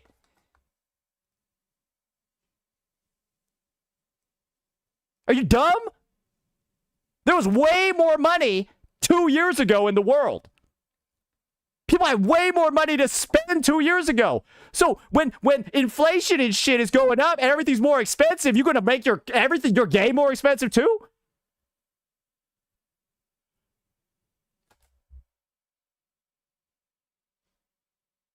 You think people got money to spend? On a more expensive system when they have less money. Are you dumb? Are you stupid? Because this is the reality, bro. This is the reality over here. We got the average pulls to get a limited 5-star in all the games. And here's the truth. We had my Gran Autismo wizard who does the data analysis help out with these. And I just think he's right because he's super autistic. Average pulls to get a limited 5-star. 94 in Genshin, 94 in all the Hoyo games, with Genshin going down to 90 in extended tests with capturing Radiance, where after you lose multiple 50-50s in a row in Genshin, you're guaranteed to win. That's why Genshin shows a 90 over here. Then you got Wuwa at 83. Remember, this is for the limited 5-star. That's Silver Palace's 100 pity. These numbers are like this because you have a 50-50 to get it on these lowered pities, right, compared to Silver Palace, and then if you lose, you're guaranteed after you lose. That is why these games have an average that looks like this. That is what the 50-50 plus the guarantee does. It turns a 180, 160 into 83-94. Which is less than 100. Right? It's less than 100. Right? Then AKE comes in. It's around 82 to 84. We did a blend of like Kuki Kaze's numbers and stuff like that. Essentially, AKE is slightly worse than Wuwa, but still significantly better than the Hoyoverse games.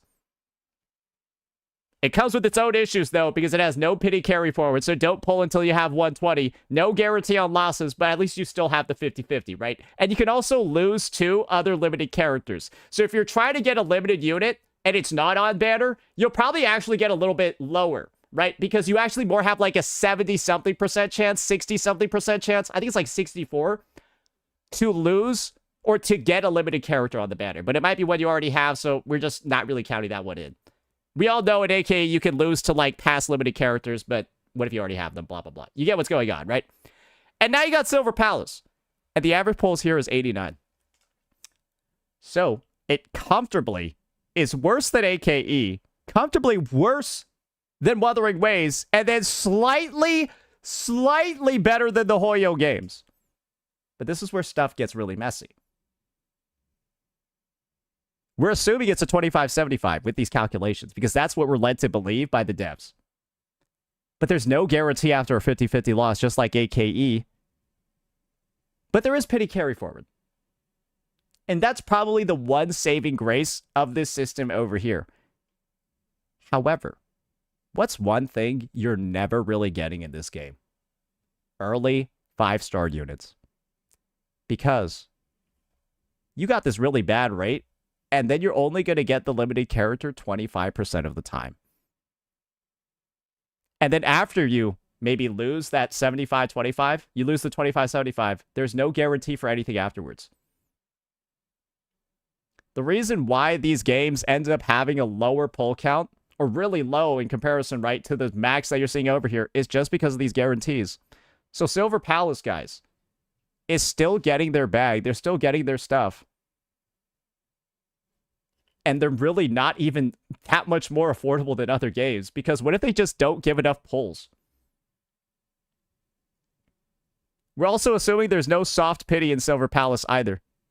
There might be one, though. But does the soft pity matter that much when you're on a 25-75? The soft pity at Enfield can mean something because you're on a 50-50. But if you have a soft pity at 80 in this game, which you might have, well, it's a 25-75 on that soft pity, so that's not very good, is it? You don't really got to think too much to see how this system is really bad, right? It's a race to the bottom between these two. And this is where I can effectively say I don't think Silver Palace is as bad as Enfield. For one main reason. The weapon banner. Yes, you might be fully aware of what I'm talking about. Probably the worst part about Enfield's overall system is its weapon banner, and the fact that with its expiring pity, you're encouraged to throw useless pulls at a useless banner just to get weapon pulls before the weapon expires. That's like how this game works. It's designed to like nickel and dime you and like have you wasting resources one way or another. Silver Palace doesn't do that, which is great, thankfully. And I think that alone gives it like a slight edge. But do you want to know what Silver Palace does instead, ladies and gentlemen? Do you want to know what they do instead? Here we go. Here we go. We got like a bit of an extra chart over here. And this is where we look at for weapons. And there's absolutely no point at all to look at AKE because its weapon banner is so fucked up. I'm just going to put my camera here, right? Because it's so fucked up. It's ridiculous. There's like no point in even looking at AKE. But this is what the weapon banners look like in all the other games.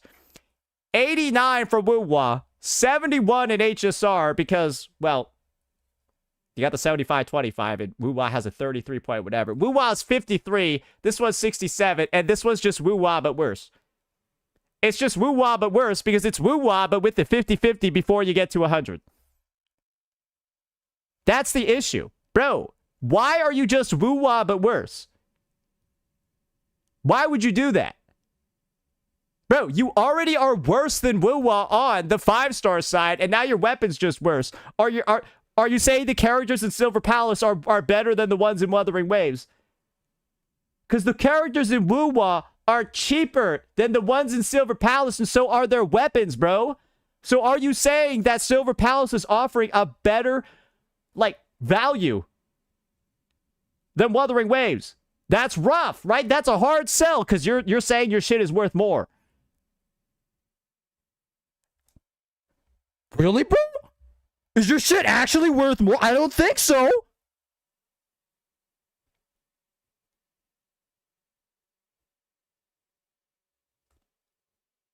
And does Silver Palace have 4-person teams?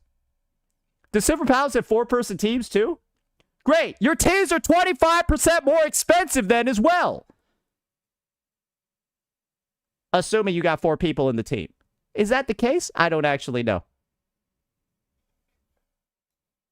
Guys. Do you see what the problem is now?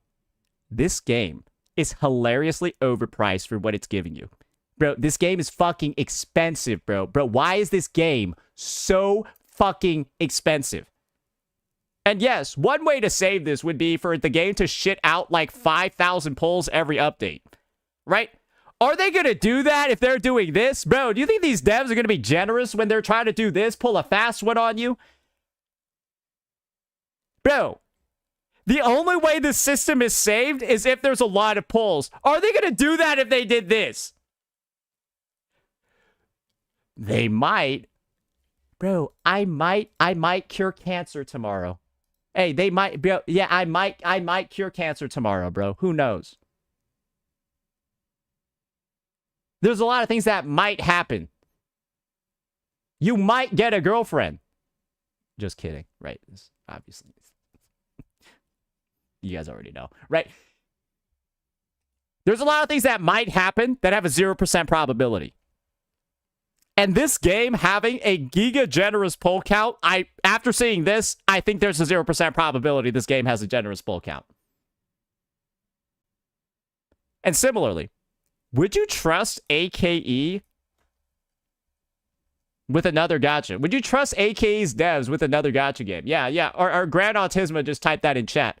After seeing what AKE did to its gacha, would you trust these devs in this team with another game?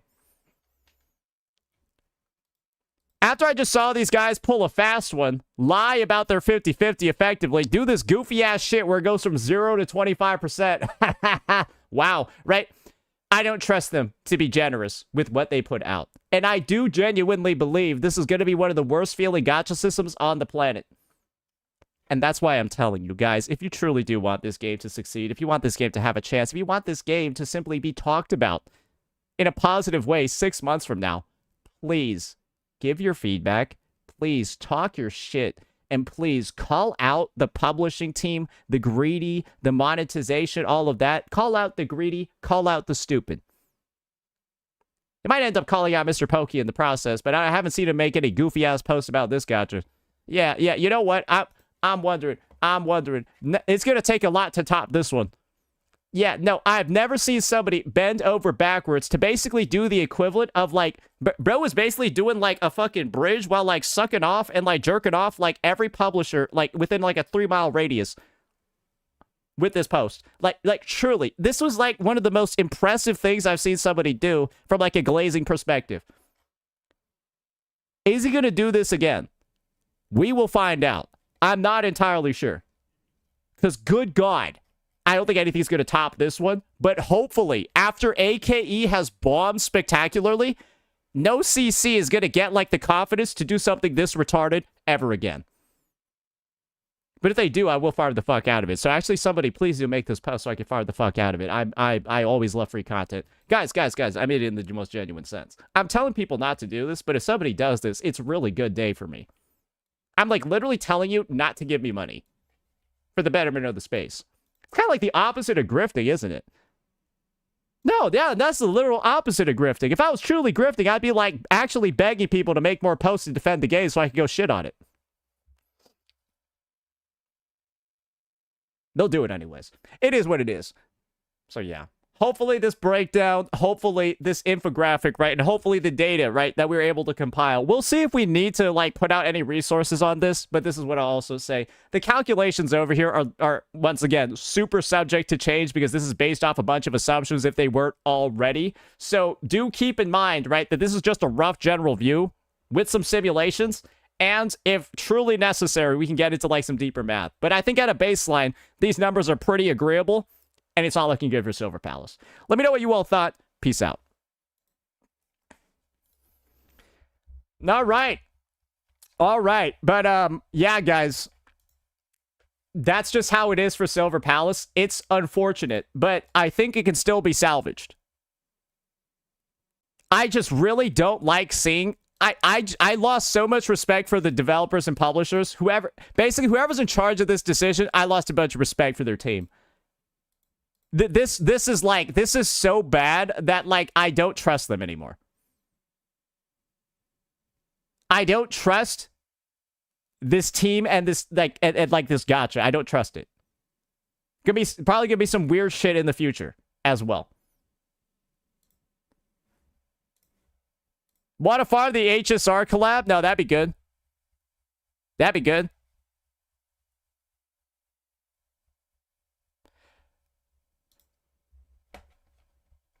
There's an equal probability of obtaining any of the 5-star characters. Ooh. And just as like a bit of extra bonus to show how shady this shit is, this is what their standard banner looks like. Where it says over here, there's an equal probability of obtaining any of the 5-star characters. And so that conflicts with like this one, which also conflicts with like this one, and then also conflicts with like that one. So essentially, we've got like 4 different ways they're showing off the same idea of like probability. One where they just don't list anything, one where they show the 50, one where it's a 5-star, they show the 50-50, and then one where it's 5 stars, and then they say there's an equal probability. So, like, bro, is it, like, take your fucking pick? Is it RNG? Like, does it choose between 1 out of the 3? I don't know. But it's clear they're testing us, right? This is an IQ check over here. And if you're able to identify that they're trying to fucking hide things, great, you pass the IQ check. Otherwise, you're a sheep ready for the slaughter.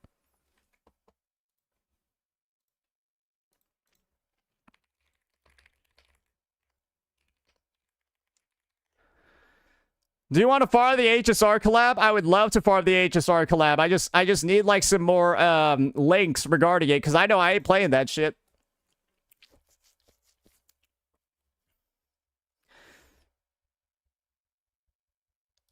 It's so good exposing these companies for slimy tactics. No, it's awesome, bro. It's very fun. Because like, what? You're gonna get what? You got what? What? Oh, you're gonna get mad at me for yelling at a company? Fuck no. Nobody cares. Nobody cares if you yell at a company. A company's not a person. Even though legally they can't be. Everyone knows they are. Everyone knows they fucking aren't. Like, are you gonna be out here defending a multi-billion-dollar company? Fuck no, bro. I can just call you retarded idiot and then move on. Laugh at you. Easy. Like, what? Is it indefensible fucking position? What, you gonna defend this shit? Who the fuck is gonna do that, Mr. Pokey? No, bro fucking learned from the last time he did this retarded shit. He ain't ever doing that again. The hell? You know he ain't doing that shit ever again, bro. They go high risk, no reward. Yeah, guys, let me go glaze. Let me go glaze a multi-billion-dollar company that doesn't even know who I am. Yeah, the dividends will be insane. So instead of bringing an enemy from the Fate universe to fight, they just reused a weekly boss. I know this is technically leaks, but the story's already live, so I don't care. Yeah, so leaks no longer become leaks when it goes live in game, so this ain't a leak no more. 自无际之天，至无垠之地，赞美天之女主人，并心怀喜悦，顶礼膜拜吧。不知天高地厚的女人，本王就让你们见识见识何为真正的王之气。 I like how none of them had their own weapons. Yeah, that makes a ton of sense, guys. Yeah, let's make Gilgamesh. Yeah, let's make Gilgamesh summon everybody's weapons because yeah, they don't have them, right? Yeah, Saber just doesn't have Excalibur.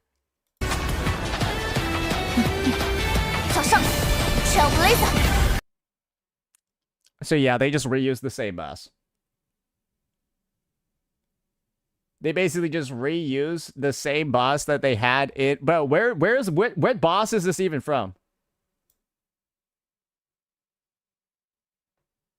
That's just Aquila? Who the fuck is Aquila? Let me go look up Aquila. That's a constellation, motherfucker. Oh, and I guess it's like this weird looking dragon fucking thing too. Oh, this is an Amphorius boss? Wait, when was this boss released? Bro. Poets speak of the sky through me? What the hell? What quest is this shit? Fall at dawn's rise. Bro. Just tell me which... Dude, Trilly, this is the worst Wikipedia page on the planet. I see why HSR players are retarded. Even when you try to look at information on this game, you're told not to. Why don't you tell me which patch this got released in? You fucking morons. Like imagine that you can't even, like, list out which patch it's from. Like, bro, it's so easy. Introduced in patch 3.2. Like, imagine that you make it this hard to find regular information. Like, truly, actual fucking idiots. Oh, wait, yeah, it was in version 3.3. There we go. Like, wow, why don't you just fucking put that in the front? Stupid. Sorry, it's just stupid.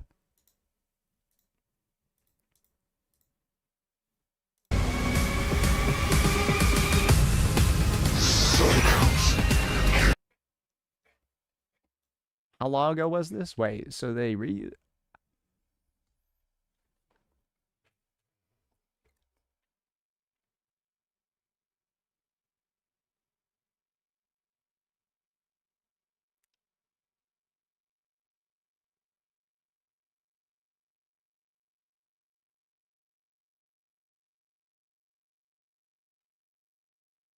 Okay. Yeah, no, that's crazy. Wow. Damn, that's crazy. All right, so now we got to get a little bit of Britown. Yeah, we got a little bit of Britown over here. That's good. Everyone loves Britain. What else? What else we got going on? What else we got going on? Also in this quest, we got no VAs. We got no VAs in the silent film part. And we can't forget this. No EN VAs for anything. Yeah, just no EN VAs for anything because this is what it is in English. So they got the Chinese dub, they got the JP dub, but there's no EN dub. So bro, do they even try on any of this shit? Like, bro, who made this collab? I'm just wondering.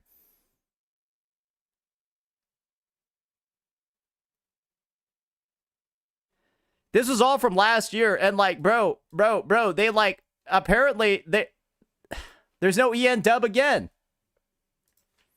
We go find that shit as well. Fuck it, bro. Let's do it.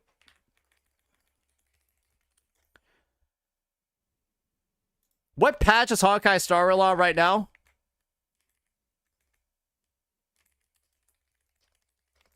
Fake collab story 4.4. Hey, there we go. Is this motherfucker playing in English? Hey, that's why this shit got no views.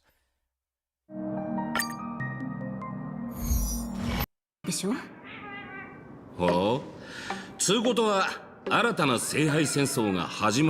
he played in Japanese. So is this English voices is this English dub with JP voices later? Let me see. No, he just plays in JP the whole time. Wait, let me look up English dub. Let me look up English. Fate Night. No, Rub Hens is in all, that, wait, let me see this one. Is this one in English? Why is this guy doing this at the start, bro? Oh, he is playing the English dub. Alright, so it's just, this bitch just speaks Japanese while everyone else is speaking English.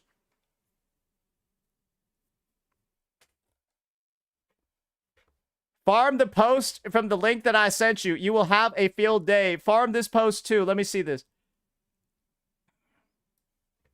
Oh, this one? Yeah, no, I had this one actually open. This one was goofy as shit. They even changed the lore too? Random bullshit go. Gil gets stabbed in the spirit origin, comes back because the nether realm can't stop me. Brother, your ass is a servant. You do not go to the afterlife. You go back to the throne. Guys, I don't think they care about the lore of this game because it's called Unlimited Blade Works and Shiro isn't in it. That's the point, is that he uses Unlimited Blade Works. That, and Gil is apparently a good guy when he's the main villain of the UBW arc. Literally, the UBW arc ends when Shiro kills Gilgamesh. And now he's your buddy.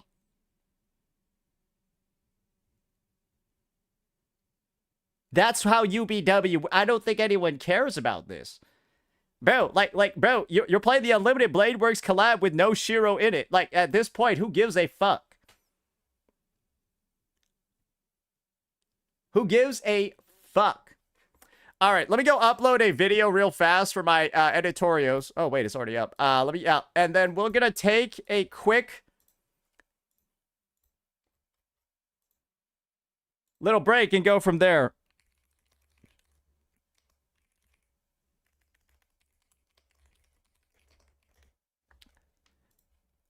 All right, let me... We haven't played this one in a while. Yeah, we need the aliens back. All right. You can you can go ahead and keep watching this cutscene, I guess. Have fun with it. Have fun with it. Yeah, no, that'll be great.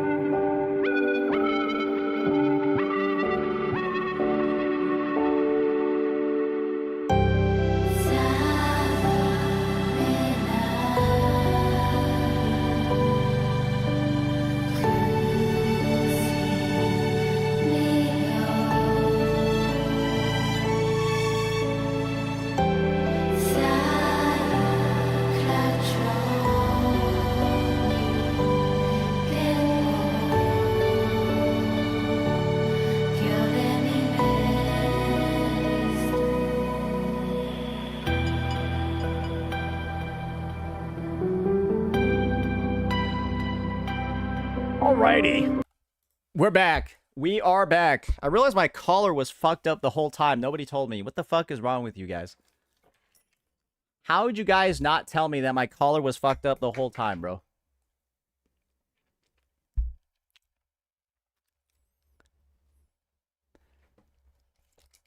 Alright. Let's get this going.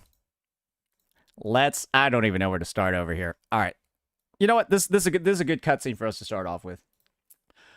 Alrighty, ladies and gentlemen, we are back at it again, and of course, we're back for something very special. And that is a bit of an overview, right? A bit of an analysis over here of the Fate collaboration part 2. Because it has been released. There have been like some quote-unquote leaks of some of the cutscenes, but the reality over here is very simple. It's not a leak anymore when I can just watch it online on like somebody else's channel. But this post is still going to be here talking about what's wrong with this fucking quest. Because truly right here, I think this 30-second cutscene, only 28 really, truly does embody Hoyo's approach to collabs. Lazy as shit. Effortless, recycled garbage with almost no care at all put into preserving the lore, preserving the presentation, and of course actually making a good experience. And you can see over here, we'll review it later, just watch. So first thing I want to mention is that there's a Chinese dub, but no EN dub. Yeah. There's a Chinese dub for all of the Fate characters, but there's no EN dub at all. This is it in JP, but you can see over here. When you're done investigating, that's what it defaults to. Yes, yes, you'll have your game in English, and then the Fate characters will be speaking in Japanese still, while they have the CN dub. Very cool, very cool. Let's just alienate a good part of our player base. Yeah, sure. 至无垠之地，赞美天之女主人，并心怀喜悦，顶礼膜拜吧。 And that's the boss. You might recognize the boss. Now let's see this other part. And this is where, like, I think it's just really, they decided to kind of, like, molest the lore of this game to give Gil a cool aura farming moment. Let's just watch what he does here. 不知天高地厚。 Yeah, it makes a ton of sense that all of our characters didn't have their weapons with them already, and that Gil, for some reason, has Excalibur and pulls them out of the gates of Babylon. I guess we'll find... yeah, I guess he has Excalibur for some reason, even though, like, that's...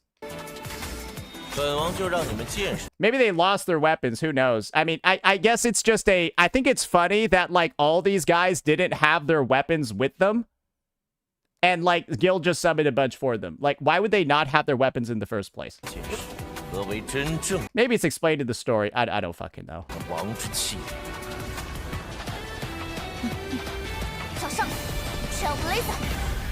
And that's the boss. What you'll notice is that they did a really, like, their best job to try to, like, hide what the boss was looking like as it was being summoned, right? You can't really tell what this is over here, right? That's because this boss is something somebody has seen before if they've been playing this game. And, well, this should probably give you a good reminder of... Y'all remember Britain? Y'all remember Britain, how it just looked like Leeway or Phaidon's village? Yeah, they decided to make the final boss of this collab one from version 3.3. That's the trailer of 3.3. Released on May 9th, 2025. Released on May 9th, 2025. They recycled this year-old boss. This year-plus-old boss to be used in the collab. Bro, you had a full year to develop this. You couldn't make a unique enemy for it? I'm just being honest here. Like, you couldn't develop a unique enemy for this collab when you had a whole ass fucking year to work on it, and you already had part 1 that was negatively received because you made this Britain, bro. You made this Britain already, so you already in the hot water for reusing assets and making the quest and the story look like a fucking joke. You already got caught once doing this. Why are you doing it again? Bro, why are you doing it again? What did you do in a year? Where is all this money going? Because you just have another game in the space, bro, that's gonna be fucking embarrassing you, man. Like, what can we truly say over here when Adam Smasher, bro, is in Wuthering Waves, man? Like, bro, this would be like Kuro Games making the final boss of the Cyberpunk quest the False Sovereign. But instead, no, bitch, we actually get to fight Adam Smasher and he does this. Bitch, he has a Sandy that he uses in the fight, and then he has all the moves that he does in the actual show. He's got the Rebecca Stomp and all of that shit, bro. It's actually a true homage and shit like that. And you want to know this? Bro, this is truly where you know it's just... This is an Unlimited Blade Works collaboration. Unlimited Blade Works is about the journey of Shiro and how he actually develops his powers, right? And is able to fight by himself. He doesn't need Archer. He doesn't need the arm. He doesn't need Saber. That's the point of Unlimited Blade Works, is that it's the story where Shiro basically becomes self-sufficient. He becomes the hero by himself. He doesn't need a servant. He doesn't need any of this shit. And the final fight of Unlimited Blade Works is Shiro beating the fuck out of Gil. Gilgamesh. You could have just made Gilgamesh the boss and had Shiro as a character. Fuck you. Fuck you for calling this an Unlimited Blade Works collaboration. And Shiro is still not fucking in it. When he's the main character of the arc, and literally the ending of the series is Shiro 1v1ing Gil and beating him in his fucking marble. That's the point.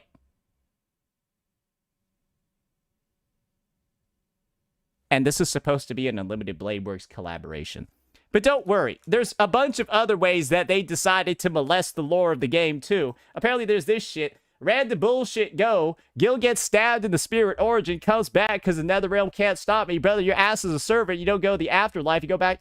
Bro, who fucking cares, bro? At this point, bro, it's an Unlimited Blade Works collab and Shiro's not in it. Do you think they give a fuck about the lore of the servants? They don't care. That's the point. They just don't fucking care what they're doing with the IP, and it's hilarious. Because as we all know, this ain't even fucking Rin, bro. This is like Ishtar, bro. What is that bitch doing here? Bro, there's apparently Ishtar or some shit like that. Yeah, that ain't no fucking Rin Tosaka.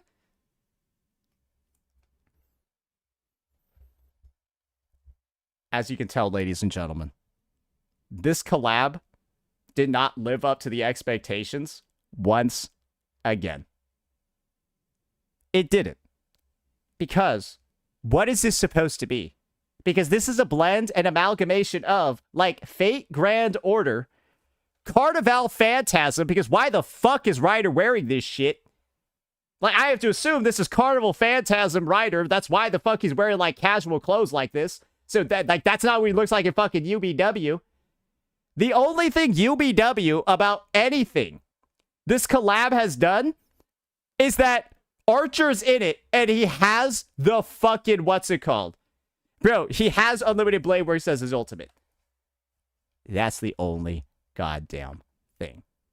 And so it's just like a molestation of the IP. It's just like an absolute, like, just destruction of anything Fate-related. And it's all being done in the laziest cash grab way possible because they're recycling bosses from a year ago. And they still don't have the EN dub. And this is what they followed up with after this being 60% of the last Fate story quest.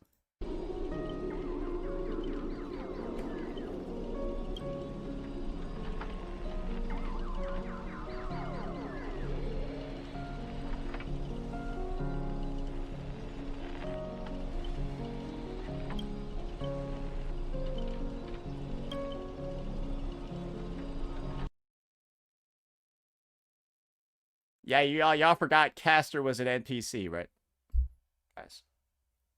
Guys.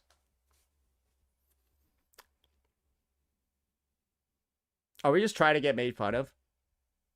Are we just trying to get made fun of? Because do recall, this is what they decided to put out. Something that that is this unfaithful to the IP. Something that is like this low quality. Something that is just this shit.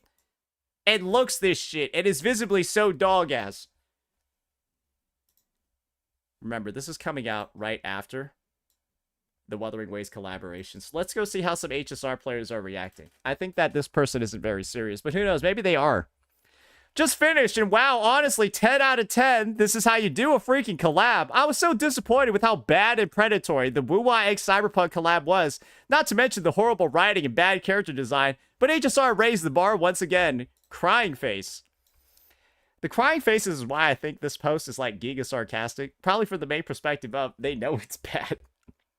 like they know it's not good. And like this just reads as sarcastic, doesn't it? Wait, let me just see what the reaction is here. 本王就让你们见识见识何为真正的王之气。 I like how they cut out that it's a recycled boss. I like how they cut out that it's a recycled boss in this post over here. Yeah, they didn't want to show that part. Yeah, they didn't want to show the zoom out and just show that fucking boss from Amphorius, bro. Yeah. Oh, and then we got the... Why is gay bulk not red? Hey, the questions will never get answered, right? And guys, you can just tell that this is a sarcastic post over here where they're saying shit like... When they're saying shit like this. All they could do is rage bait. Because Wuthering Waves just released one of the best collaborations ever. Right? This alone, this screenshot alone should just tell you that Wuthering Waves' collab, this alone makes it a better collab than anything Hoyo has done with Fate. This one fight is a better collab than the entirety of the Fate quest and the Fate story and like the 2 patches they had for it. Why? This is Night City in the background, bro. Or like a scenario based around Night City, bro. He's lit. You got a boss from Cyberpunk, bro, with all of the fucking tricks and you got 2 Cyberpunk characters, right? Just with the MC. Guys, it's so embarrassing for Fate to come out with whatever the fuck it came out with when this is just... And then this cutscene, bro. Yeah, let's just watch this. Just... I'm gonna talk about the lore significance of this. Oh, the music too. Literally playing the 2077 theme, bro. And then this is the final fight cutscene, man.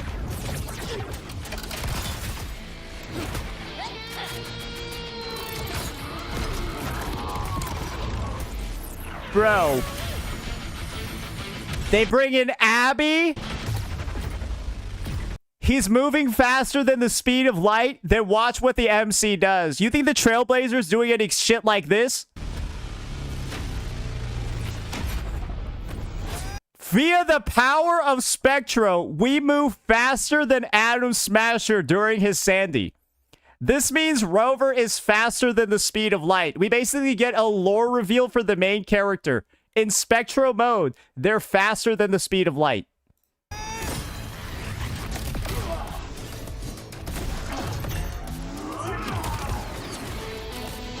This clears the entire collab already. This clears everything that Hoyoverse has done already.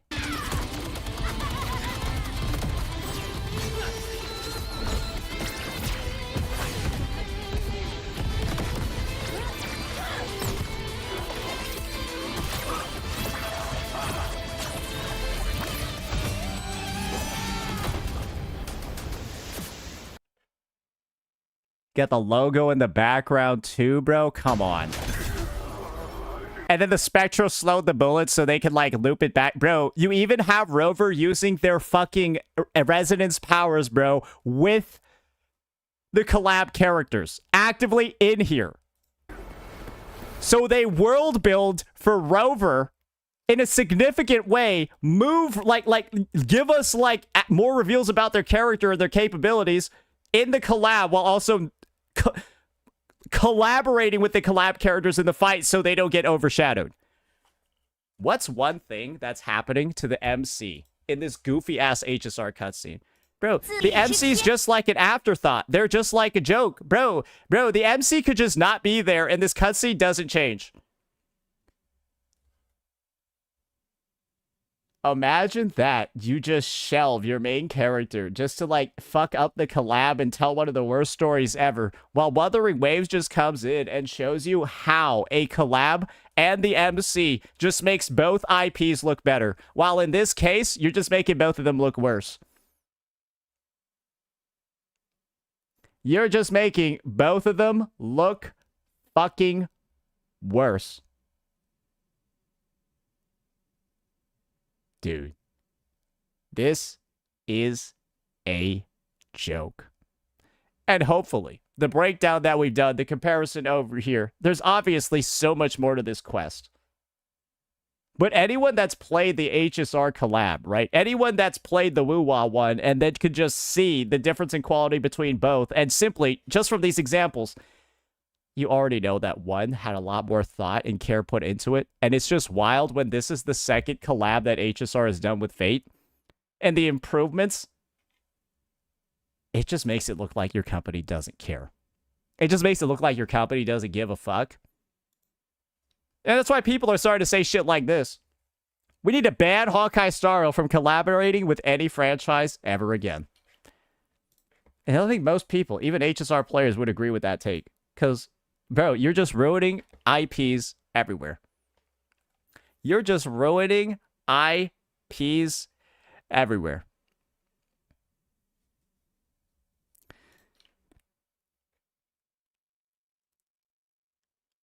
Wait, let me read this. I guess this is the last point that we'll get into because some HSR defenders have decided, hey, maybe let's try to take some shots at Wuthering Waves over here for reusing bosses. Woo-Wah players caught. I see a lot of Woo-Wah players making fun of HSR for reusing a boss. I don't personally play HSR much now, but I had to give my own take. Here's my take. Woo-Wah players are hypocrites. The hypocrisy. Woo-Wah's reused a boss in 2.6, 2.7, and finally, 2.8. Okay. Guys. They're comparing a story boss, the False Sovereign, which is a representation of the Dark Tide. And then, because the False Sovereign shows up to insinuate that the Dark Tide is in this area, they're comparing it to HSR taking a boss from Amphorius and putting it in the Fate collab. When the reality is, this is the comparison you should be making. For a collab, one game decided to bring in a boss from the IP. For this collab, one company decided to reuse a boss from one of their past regions. And that's the valid comparison. Because fighting the False Sovereign, yes, a little bit cheesy. But at the very least, it makes some lore sense, especially when Avidius was fighting the False Sovereign, the same boss that Augusta fought, and Avidius is written as a literal replacement for Augusta by Cristoforo. So Avidius fighting the False Sovereign is so appropriate for the story, it doesn't even count in here. But 2.8 and there being a Japanese version, I can get that. But yeah, 2.8 is like kind of a sort of a filler patch, so I don't really care. And that's the situation. And you want to know where HSR also reused their boss for? You remember the Sunday patch where Sunday for some reason fought himself again, even though you fought him? Yeah. Why don't you go bring up that one too? Yeah, that's a reused boss as well. But that made some story sense as well, so that's why I don't think a lot of people go into it too much. But this is the level of bullshit that people are going to get into. And this is what you call a false equivalency. Compare what's on the right to this. Because this is a collab quest. And that's a collab quest. Why are you comparing a collab quest to a regular quest? You're fucking stupid. Because these take 3, 4, 5 months to develop. This has been in development for a year and you putting in less work. You fucking morons. So that's the situation, ladies and gentlemen. We're back in Britain. Except for being back in Britain, we're back in Amphorius. Hope you enjoy. Let me know what you all thought. Peace out. Oh, man. Oh, man. Oh, man. Oh, man. Isn't that fun? Isn't that fun? Damn, that's 3 videos. That's what 3 videos, bro. The ZZZ stuff, them having bad polls was insane, bro. ZZZ coming in and not having great polls was just like a free cherry on top for today. They don't learn, bro. They don't learn. Who the fuck was saying 180? You're dumb as shit, bro. You're so stupid, it's crazy. I think they said 180 because it was 170 last year. You think if they give you a limited 5-star on their weapon, they're going to give the same number of pulls as last year? No, bitch. No. Like, you guys think you're so smart. Bro, these EZZ players think they're so smart, bro. I don't get it. They think they're the smartest fucking people, bro. But they're wrong every time. Like, at a certain point, you got to recognize, man, maybe we're wrong again.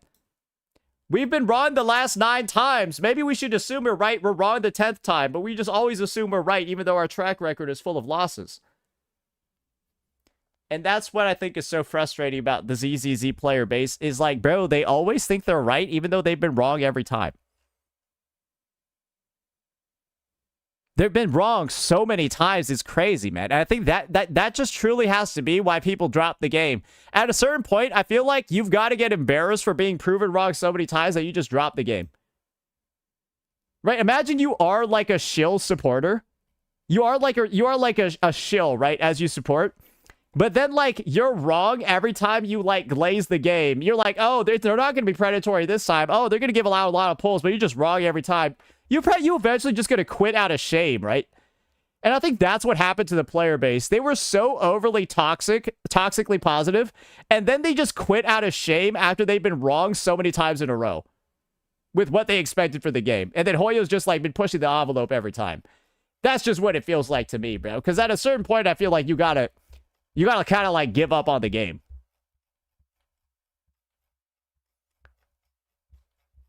People didn't quit 2.0 due to a lack of rewards. A lack of rewards isn't why I said they were going to quit. I said they were going to quit because all the new retarded game mechanics they were putting in sucked ass and fucking dog shit. And, like, it was like they were introducing a new era of power creep and gay-ass mechanics that were going to make everyone quit. And, like, that's literally what happened. Bro, Miasma literally killed the game, and everyone still to this day is, like, telling me I was wrong about it. No, everything I said about Miasma is 100% correct. You want specific characters with multiple ults to deplete Miasma. That's just how it works. And so if your character's not a multi-ult character, bro, they don't feel good into Miasma. And, like, guess what? Yi Zhuan and Yi Shungai, the premier units of 2.x, are the best units to fuck Miasma. That's just what it is. And, like, people were out here trying to, like, say, Man, just use defensive assist, bro. shut up. Just shut the fuck up. Like, oh my god, bro. They were out there defending it tooth and fucking nail, bro. Oh my god. And you use your defensive assist. Shut up, man.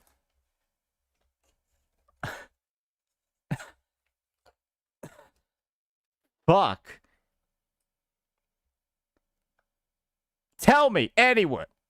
Are you having a good time in ZZZ 2.x if you skip Yi Shungai and fucking Yi Zhuan? Answer is no. No, you had a really bad time.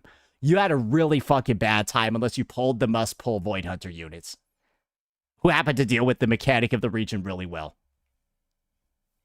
Nobody listen. Nobody listen.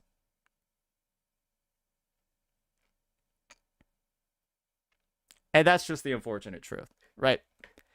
And like I said, guys, you can just choose not to listen again when I'm telling you they are killing Lucia. You can just choose not to listen again that they're going to kill the free character that they're giving you. Why would they not? Why would they not kill the free character that they just gave you so that they can make more money? When that's what they've done every time there's an opportunity to fucking do it. Bro, even if a Lucia replacement comes, we would welcome that. Lucia's needed for 5 DPSs. Yeah, just wait until those DPSs can't clear anymore because they got power corrupt. And what 5 DPSs? Yeah, you're not going to be able to play Starlight Billy in 6 months, bro. You want to know why? Because they released Hugo. This game is fucked from a, like, Doom posting angle because the devs have already killed every type of character that could be released. Hugo's existence in the game shows that they will kill characters within 3 months of them being released.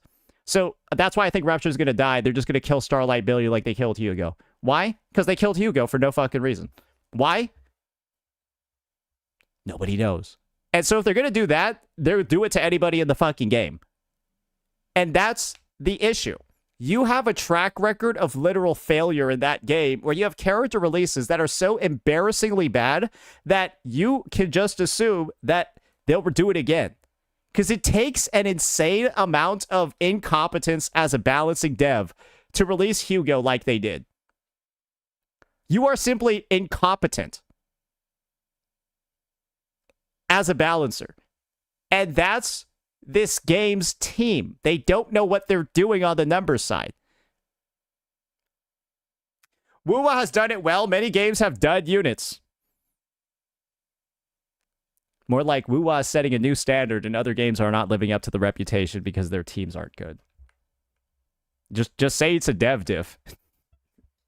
I'm sorry, just say it's a developer diff. ZZZ's devs are not as good as Kuro's. I'm sorry. Like, if that wasn't obvious, I think that's the case. They're not as good. When will Jinsei get a unit for her? Bro, there's still like 70 more Chinese regions left. Okay, simmer down. Yes, simmer down already, man. Come on, relax. That and... Guys. I think one of the big reasons for why Kuro doesn't really care about the 1.x units is because I don't think a lot of people have them. I think Wuwa's player base grew tremendously in terms of like ownership of the units, starting from like 1.4, 2.x onward. And so a majority of the units owned are like Carlotta plus. I actually think 1.x unit ownership is quite low. Like, quite low. I think there might be more, like, Carlotta owners than, like, Yinlin owners. And stuff like that. And so if that's, like, literally what it is, where more people own 2.x and beyond units than 1.x, then theoretically, there isn't that much of a need to buff them. Because I feel like there's not enough complaints about not being able to clear with 1.x units because people aren't using them. So it's kind of just like the 1.x units could be buffed, but nobody really bitches about them because I guess nobody's using them. Because they don't have them. Because that's why you're mad. It's when you have units that don't clear. But if you don't have the units, you don't care about them not clearing. Because, like, no one's ever going to be out here complaining about their Geon not clear because nobody has it.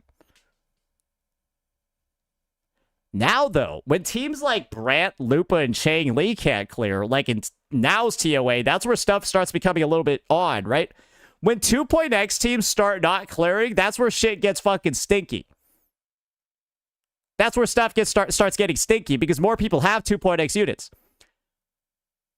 And so when Zoddies aren't clearing anymore, when Carlottas aren't clearing anymore, ooh, that's where stuff starts getting a little bit scary. And that's starting to happen right now. At least with the 50% all attribute res. Basically, with 50% all attribute res, 2.x teams can't clear anymore. Unless they can remove the debuff. And if they can clear. If they can't, they can't clear. That's kind of just what it is. I think people have realized that. So that's just unfortunate. That's just unfortunate. Ankh, Yang Yang S0 is better than almost every 1.x unit at S6. Do you have proof of that? You got live gameplay of people playing at S6 Jinsei and then Yang Yang doing more damage than it. And clearing faster. Or are you reading spreadsheets and you don't know how to read spreadsheets? Are you looking at Pridwin calculations without knowing how to read Pridwin calculations?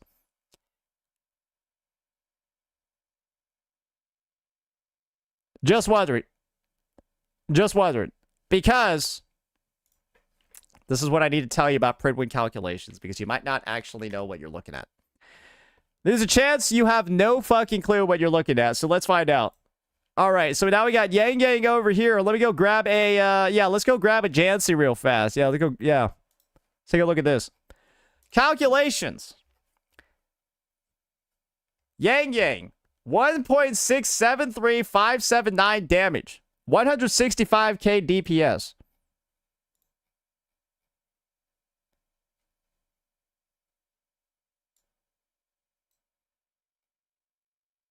Okay, so that's like already that. So at a baseline, like you're just simply wrong.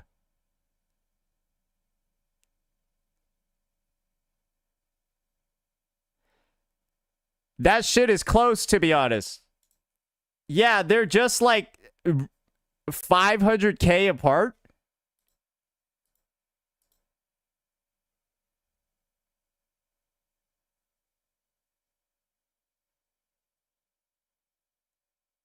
So, like, this is why I think people are retarded, because, like, you didn't even...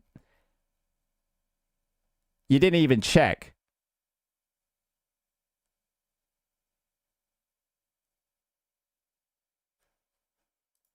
Pretty sure Jinsei wasn't updated recently with the new units. That could literally be the case, too. That could literally be the case, too. Looking at Geons... guys. Are you not fully aware that Jian has a 10-second rotation? You do realize some characters have a lower time on the field, so they deal less damage, but they have faster rotations. Right? Jian's ultimate has a 16-second cooldown.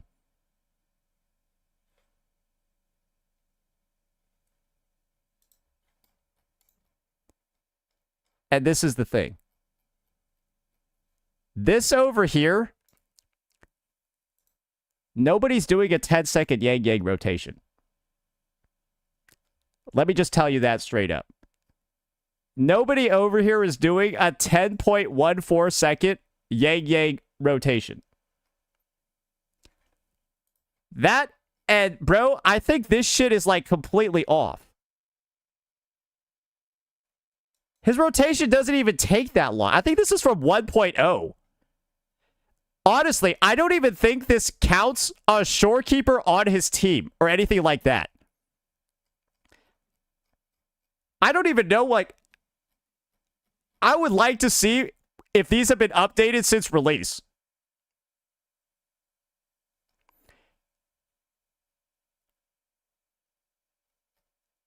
These calculations, guys, are for this. Actually, I don't even know which calculations these are for. Wait, is this calculating as S6 with these?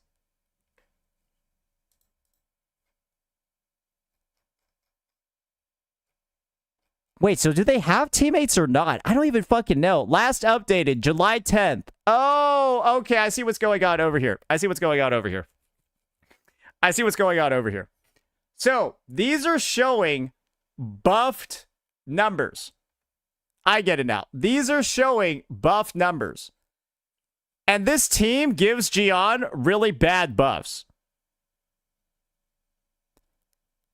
Jian does less damage in this team than he does in his Mortefi Shorekeeper team.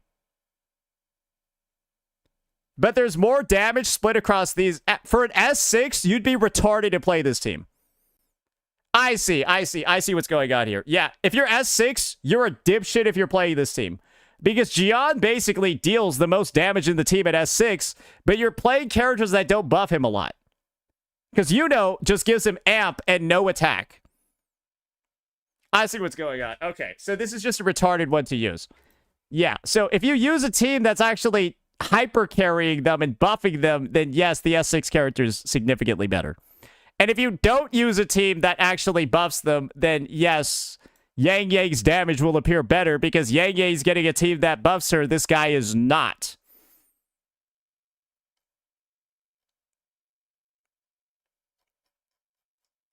That's pretty much it.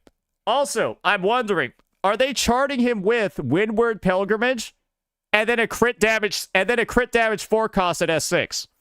Because that's what you would do with Jian. If you were running this comp, you would go Windward Pilgrimage for 10% crit rate. Jian's S3 gives him more crit, right? Jian's S3 gives him a fuck ton of extra crit. And so you go Shorekeeper as well, and then you're like you're running a crit damage forecast with a crit damage weapon when he's at S6. So like his S3 gives him 16% crit rate and 32% crit damage. So you run a crit damage forecast with a crit damage weapon, and then all of that shit down here. So you would change his build as well. Yeah, you would change his build as well. Does it not list Jian's setup at the bottom of the calculations page?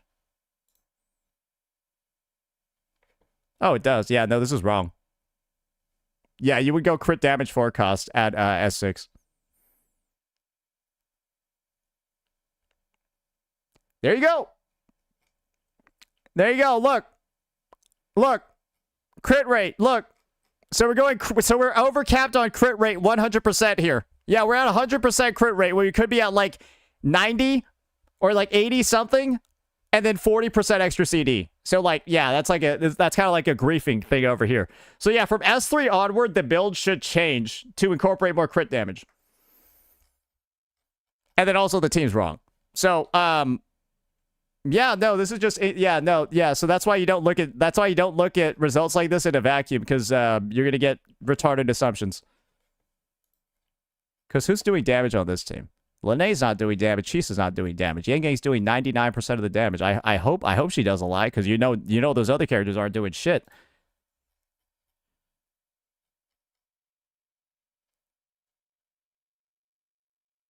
So you're probably guessing what the issue is going to be over here if we're using Linne Mornier for our S6 Camellia, where we're getting 15% amp on basic attacks. So this is, again, why you don't use calculations when you don't know how to fucking read them, because we're not really buffing Camellia that much with Linne. This team will do more damage, but it's less personal damage for Camellia, because Sanhua or Rosia is going to give her more more raw damage. Putting in a Shorekeeper Rosia will make Camellia do more damage, but the team will do less damage. If you need me to explain that, you're stupid. This team does more damage, but Camellia does less. It's just the team with these two stronger. But this is what they're charting. That's why this is not good. This is not, like, great. Okay? It's kind of bad. It's kind of bad in like for S6 calculations, because at S6 you're running a team like Rosia and Shorekeeper to fully maximize Camellia's damage, because that's where all the fucking shit is. This is technically not correct, but it's like no S6 player would play this team with their Camellia. Nobody would. And guys, they also say this because of what I'm saying. Because Prywood already knows you got some dumb-ass people saying some dumb-ass shit because they don't know how to read the chart. Do not use it!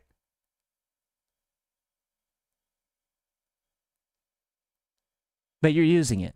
You're literally doing what the owner of the fucking chart is telling you not to fucking do. So you're literally just not following directions and then getting confused and posting misinformation because of it. So you were told not to do something, you did it, and now you're confused and posting misinfo. How are you not stupid?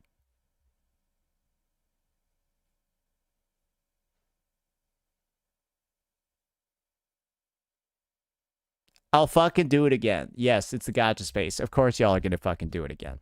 But guys, this is where critical thinking really does appear to look like it's evaded some individuals during character select. Yeah, during like character creation, bro, your common sense stat was like fucking negative. Come on, guys. Come on, guys. Chatter baited us for a good 20 minutes. I mean, it was a funny discussion, but like, yeah, I mean, it's not really that. I mean, I'm not doing particularly much anyways. I don't need anything I need to get to. Why don't we see how Silver Palace is doing? Let's see how it's doing real fast. Oh, that's not good.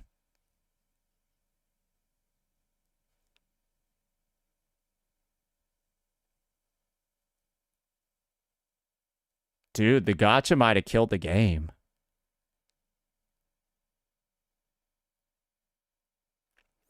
ZZZ shills might point you out for doing Miyabi and Ellen. No, they won't, because that was literally live when Miyabi released. You do know that, right? That was literally when Miyabi was released. And then you looked at the charts, and they had, like, the same teams and shit. Yeah. Can you turn that Prywood discussion into a video? I mean, if we fucking want to, sure. Yeah, we maybe could. Like, editor was here during that, so they could turn that into a video if they want. I mean, yeah, they probably will. Yeah, the editor will probably turn that one into a video. +1? Yeah. Hey, fuck it. Add that to the list. I don't care. And let me know if you need an intro for it. Yeah, just let me know if you need an intro for it. But, yeah, you can add that one onto the list. Yeah, you were watching the stream. I don't care. Yeah, you got it. Yeah, no, this doesn't look great. But then again, it is a closed beta. But guys, I want the main message from this entire beta to be, fix your fucking gotcha. Fix the gotcha or we won't play your game. And I wanted to see big changes for the next closed beta. And if we see big changes for the next closed beta, I've done my job. I'm out of here. But that's what I want the narrative from this one to be. You're not getting away with this shit. You have done one of the most unforgivable things in the gacha space with this first iteration. I don't give a fuck that you said it's still subject to change. The fact that you went with this as your first attempt shows you're trying to scam me. Fuck you. Fix this shit now or I won't play this shit, bro. Or we will play it, but we will be... Oh, we're going to treat this like AKE, bro. We're just going to do AKE round 2. Play this game for a month so we can find out everything that's fucking wrong with it and farm it like crazy. Because if they're doing this, bro, there's going to be a lot of other shit wrong with the game. This is just the writing on the wall. When you have something that's this bad in the game, you already know some other stuff is going to be really stinky too. Because why would they make just one thing horrifically bad? It's going to show up in other places. You already know. And that's why I only want to play the live version. So I can see truly firsthand, what did you fuck up if all this other shit is fucked up? And that's it. That's unfortunately the case because, bro, I am so tired after fucking AKE. And, bro, the re-rolling experience in this game is going to be dog-ass, too, because you got a 2575. You're going to be re-rolling for that, bro. Bro, you have a 50% less chance of hitting the re-roll in this game, man. Oh, my God. 0.8% rates at a 2575, bro. We about to be re-rolling for Ashley for 10 fucking years, bro. 10 fucking years. For Ashley, bro. NTE is doing very bad on revenue now? No way. No way. NTE is dying? No, who could have thought that the game who could have thought that the game that you don't really play because there's nothing to fucking do in it would die?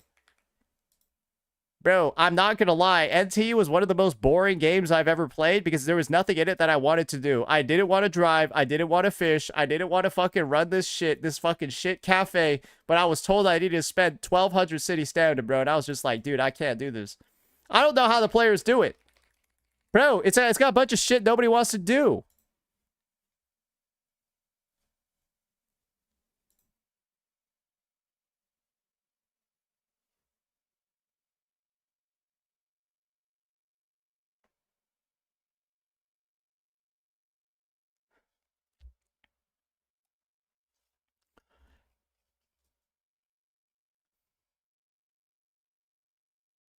Didn't Gotcha Smack say this was like the best game ever?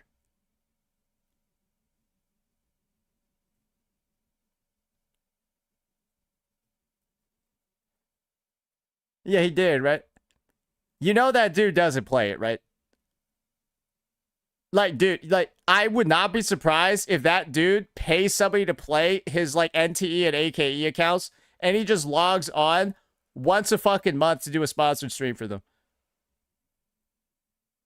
Bro, like, I genuinely think that's what he does. He pays somebody to play that shit for him, and then he just logs on once a month for sponsors. I bet Loki Gotcha plays Gotcha Smack's accounts. Bro, I bet Gotcha Smack's son, Loki Gotcha, maintains Gotcha Smack's sponsored accounts for him. Bro, that's what I think is going on. Yeah, I think he gets his mods, his Twitch mods to pilot his account and then make sponsored vids. Hey, one of my mods plays my ZZZ account. I ain't making sponsored videos for that shit. I shit on the game. I do it so I can stay up to date for what I need to shit on the game. If anything, that's the opposite of grifting. I'm like, bro, I'm like paying somebody. I don't think I'm paying him. He does it for free. Like, he does it for fun. I gave him my account. So I did pay him. It's like, dude, it's his account and I borrow it now. That's how it is. It's transferred ownership, so that's the payment, right? So it's like I'm like paying somebody, right, so that I can give an accurate take on the game. That's the opposite of grifting. Have you thought about that? I'm paying money so I can give the most accurate take possible. Bro.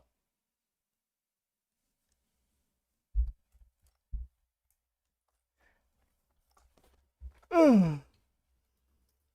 All right.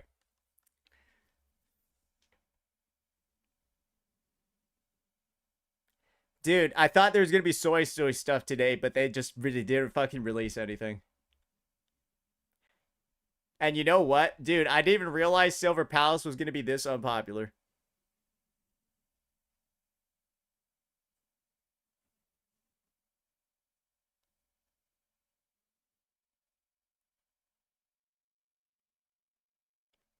Smack react now?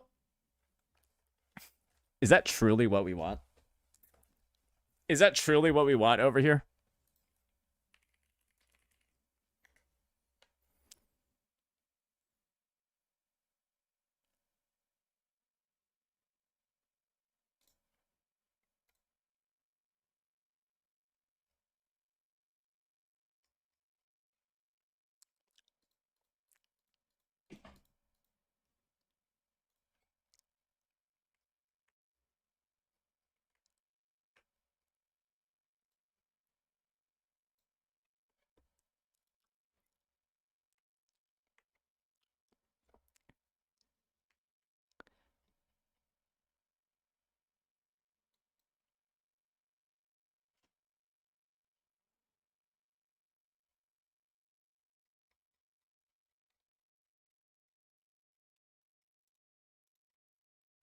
Yeah, we can just say shit if we feel like it. Yeah, we can just lie for fun, I guess, if we want to. Yeah, we could just deny the reality of every number in front of us, but like, sure, right? We know, guys, I'm not gonna take the guy who won't upload a video on the game unless he's sponsored. I'm not gonna take his word for the game being good if he refuses to upload videos on the game unless they're sponsored because he knows they don't get any views because the game isn't popular. Like that is truly, that is the only bit of proof that you need. You can't say a game is good and popular and then refuse to upload videos on it unless you're paid to. Is that a fair take to make for me? Is that wild? Is that, you could say Wuthering Waves is popular and good because you'll see people make videos on it, play it without being paid to. That's why it's popular and good. People will play it for free. If you need to be paid to play or talk about a game, then like, of course, right?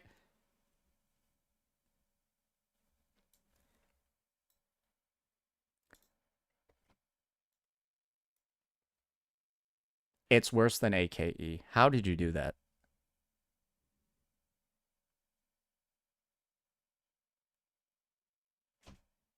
Bro, you is worse than AKE. What the fuck?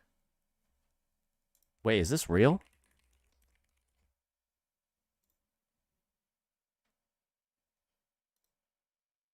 Bro, we're in like the deadest part of the patch too, bro. We are in the last last day before anything related to soy comes out. Like, bro, we are in like the depths of the depths right now. And that was NTE's update. It was literally right like Wuwa's ass cheek, bro. It was like the dip right before the patch goes live. That was NTE. Oh my.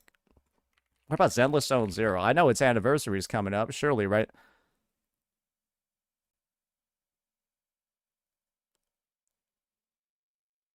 It's a sad anniversary, bro. That disappeared real quick. I'm gonna be honest. Yeah, that disappeared real quick. Well, Honkai Star Rail. Hey, fake collab, right? Bro, NTE is just constantly at like butt fuck bottom, bro. Like.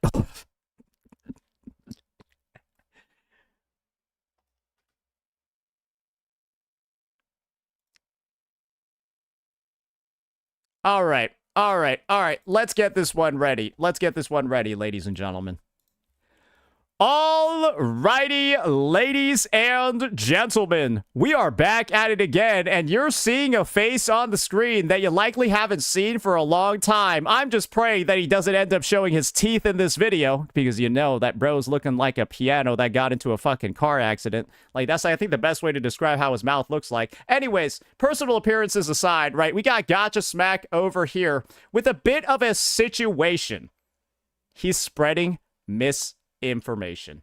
Yes, ladies and gentlemen, Gotcha Smack is once again spreading misinfo about Wuthering Waves to elevate another game, and it's happened again. I've been made aware that he's just openly seen misjudging, potentially lying about the amount of pulls required in other games while doing his analysis over here about Silver Palace.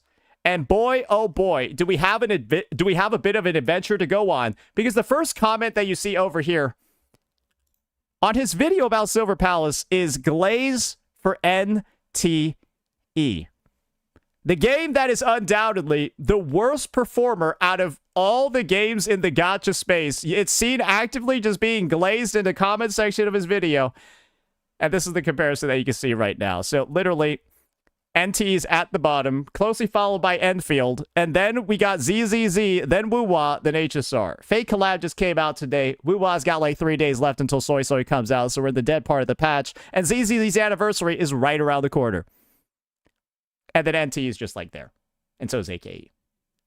Right at the bottom. And so naturally, you might be wondering, why are we seeing so much glaze? And of course, where's the Wuwa misinformation? And that's what we're going to be looking at today. Because naturally, we just want to ensure that when it comes to Silver Palace and the awful gacha system that they put out, where this is my summary of it, 100 pull hard pity, no 50-50, a 25-75, instead for the limited unit, no guarantee after 25-75 losses, so infinite losses to 100, and then a 50-50 on the weapon banner with 0.8% rates. And we're going to find out, well, is Gacha Snack simply misled, or is he doing what he did for AKE? Is he lying about Wuthering Waves, lying about that game to uplift another? Because we know that happened before, especially when you remember that incident with Imith's weapon, him complaining about spending, but then being happy to spend hundreds when he's on a sponsored AKE stream. So we all know that happened. It's in our back pocket over here. Let's see how good of a shake, a fair shake, he's giving these games. Because right now, these are brutally honest thoughts, unsponsored, right?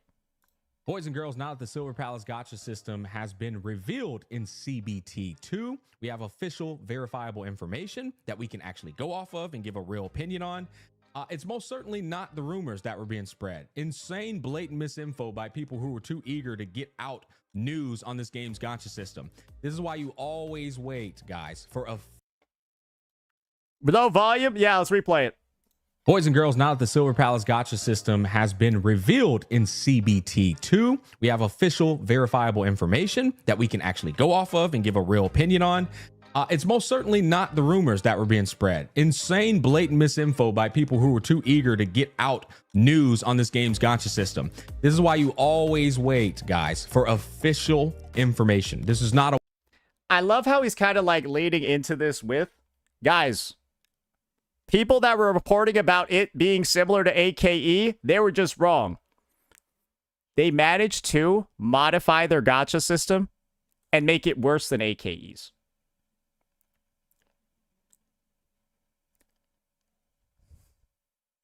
So with the knowledge that it's worse than AKE's, especially on the character banner specifically, I won't say it's worse than AKE's on the weapon banner. The character banner in Silver Palace is significantly worse than Enfield's. And then this is what this guy is going with straight up. One-to-one to AKE's gacha system. I don't even know what the hell this is. It's kind of like they just took things from particular pre-existing gacha games in the space and kind of put into their own. I don't even know what the hell this is. It's worse. To get into it though, we're going to be as honest as we possibly can, shoot it down the middle, but it's important to take note of the video I just made. When these new gacha games come out, they have to be more accessible than the pre-existing ones because players only have so much time and so much money to spend, and with the ever fragmenting, oversaturated gacha space, you have to make your game better than the... Okay, you know what? I've realized this thing. Bro's been sitting here waffling for a full fucking minute. Wait, is this... Bro, he's been waffling for like a full fucking minute. It hasn't even gotten into... Bro, I feel like I need to skip. Bro, I feel like my time is actively... It's a 12-minute video. Wait, it's a 12-minute video. How are you talking about absolute... What... Okay, let's just see when this guy actually starts talking... Bro, I kind of don't even want to watch this fucking thing. Bro, when does he start talking about it? Here we go. If you're content, this is the system you're going to get. If you're not content, you got to leave some feedback. Best way to do it. All right, so let's go ahead and get into it. So this motherfucker had a 2-minute 27-second intro. Bro had a 2-minute 27-second intro for a 12-minute video. Silver Palace's gacha system. 100 pulls, hard pity to guarantee a featured character. That's 60 less pulls than Wuwa, and that's 80 less pulls than Genshin. So we're off to a good start there. That's a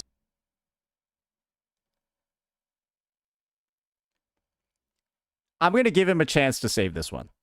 I'm going to give him a chance to save this one because he's so disgustingly wrong here and distorts the information surrounding pities in those games to a degree that's almost criminal. Let's see if he saves this, though. a significant less amount of pulls when going to max pity. Not that I ever go to max pity in Wu. I usually get the character around the 66 to 70 pull mark. Okay, he's getting there. He's getting there. Which means 132 to 140 pulls is typically where I land at. He's getting there. That's still much more than 100 pulls. And so this is where we have gotten to. I'll give him one last chance. Pity also carries over to future banners. Okay, he missed it. He missed it, guys. He fucked up. Because this is where we got to get into where Gacha Smack has decided to take shots at both Wuthering Waves and Genshin Impact in the goofiest way possible because he doesn't know math. You have all been misinformed tremendously. Because Gacha Smack's example over here assumes that you are losing every 50-50 ever. Gacha Smack's take and his numbers and his calculations and his explanation regarding Genshin and Wuwa is true if you lose every 50-50. When you're supposed to win 50% of them. That's why it's called a 50-50. So imagine that, like, in your analysis or whatever, you simply forget that there's a 50-50 and you automatically assume at a baseline, because you're so educated and smart, because you definitely did go to college, right, Gacha Smack? You assume that the 50-50 is lost every single time. And this is where I'm going to have to pull out paint again. We did this last time, but I do feel like this guy needs a math class that I don't think he ever got in his childhood. Let me show you what's going on over here, Mr. Smack. So this is what we got, right? Let's use your own numbers. 65, right? Why does it say G5? Anyways, 65 for 65 to 70. 1 5-star, right? Those are the numbers he said, right? Those are the numbers he said. We know that, right? So if you have a 50% chance of winning, that means that, well, one of your 5 stars is going to cost about 70, right? Then when you lose that 50%, the other one costs 140. And so you add these and then divide it by 2 and you get 105 per unit. And that's what happens when you implement the 50-50 into this math. That looks a little messy. Let me... 105 per 5-star. Not too hard. Right? Kind of obvious that's how it should work with the 50-50. And then you go to Genshin, right? Same exact logic. Genshin's around, well, for a 5-star, it's around 75 to 80. So in Genshin, you would just go 50%, right? And then go to 80, and then 160 divided by 2 equals, well, what do you got over here? 120, bro. So, Gacha Smack's numbers are literally, well, for Wuthering Waves, it's 55 about what he was saying, and for Genshin and HSR ZZZ, it's 60 above in what he's saying. So this dude just got up on here and in this comparison just fundamentally misunderstands how a 50-50 even fucking works. Because this is how the 50-50 works, guys, right? This is how the 50-50 works. Silver Palace has a 25-75. Why are you dividing by 2?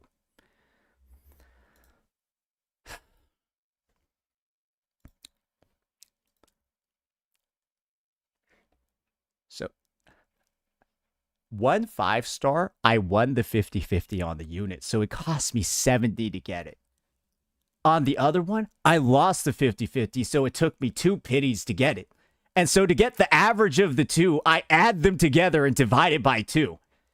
And so with the 50-50 incorporated into the pity, that's how much it costs per unit.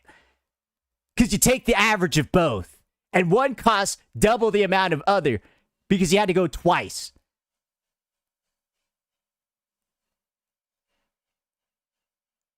This is how retarded somebody that doesn't understand it sounds, and that's smack. That's smack. Across his entire video.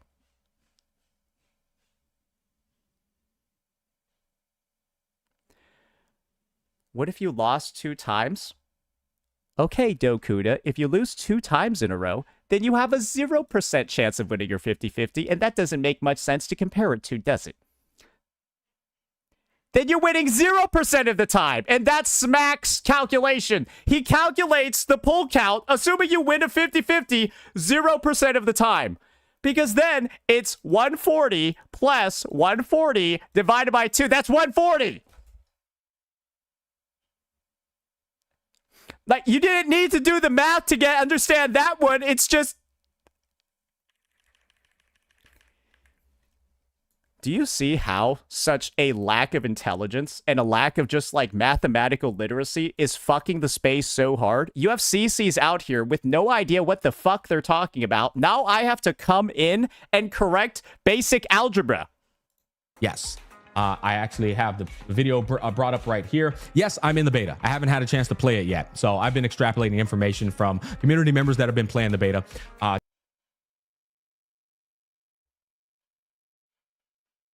Who? Where'd you, like, okay, maybe that's a good excuse. He got that from somebody else. Which retard did you get this from then?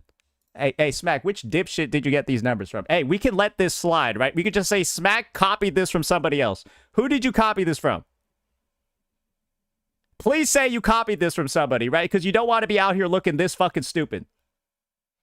Yeah, who's the source? Like, this is your out, Smack. You can say you just copied this from somebody else and didn't double check the info. It's like you're bad, right? Or you're stupid. Which one is it? Hey, you got to expose somebody here. Your fall man or yourself? 100 pulls. Hard pity. The guarantee. Who's it going to be, brother? Yes, I'm in the beta. I haven't had a chance to play it yet. So I've been extrapolating information from community members that have been... Was it Loki Gotcha? Was it Mr. Pokey? Who was it? Playing the beta, just so I can get this video out. But Styx has it right here. Limited time repertoire events share a featured 5-star character guarantee mechanic. Which... Okay, so bro's just like out here reading. Let's see how he makes that. We already know all the information about the Gotcha. Let's see how it relates to here. Character guarantee mechanic, which resets when you obtain a 5-star character. In short, pity carries over. So if you're at 95 pulls in Silver Palace, you don't get the featured character. And then the banner goes into another limited banner. Okay. You'll be at 95 pull pity. True. That is correct. That is 100% correct. There is pity carry forward in Silver Palace. Yes, it carries over. That's good. 60 less pulls. Already read that. One huge... It's 5 less pulls than Muwa. For the average pity. Because that's what you should be going for. Why would you calculate this at max pity when there's a 50-50? Why would you calculate based off the max unless you're trying to make this gacha system look better than it is? If there's a 50-50, you're only going to the max 50% of the time. So why would you only list out the max?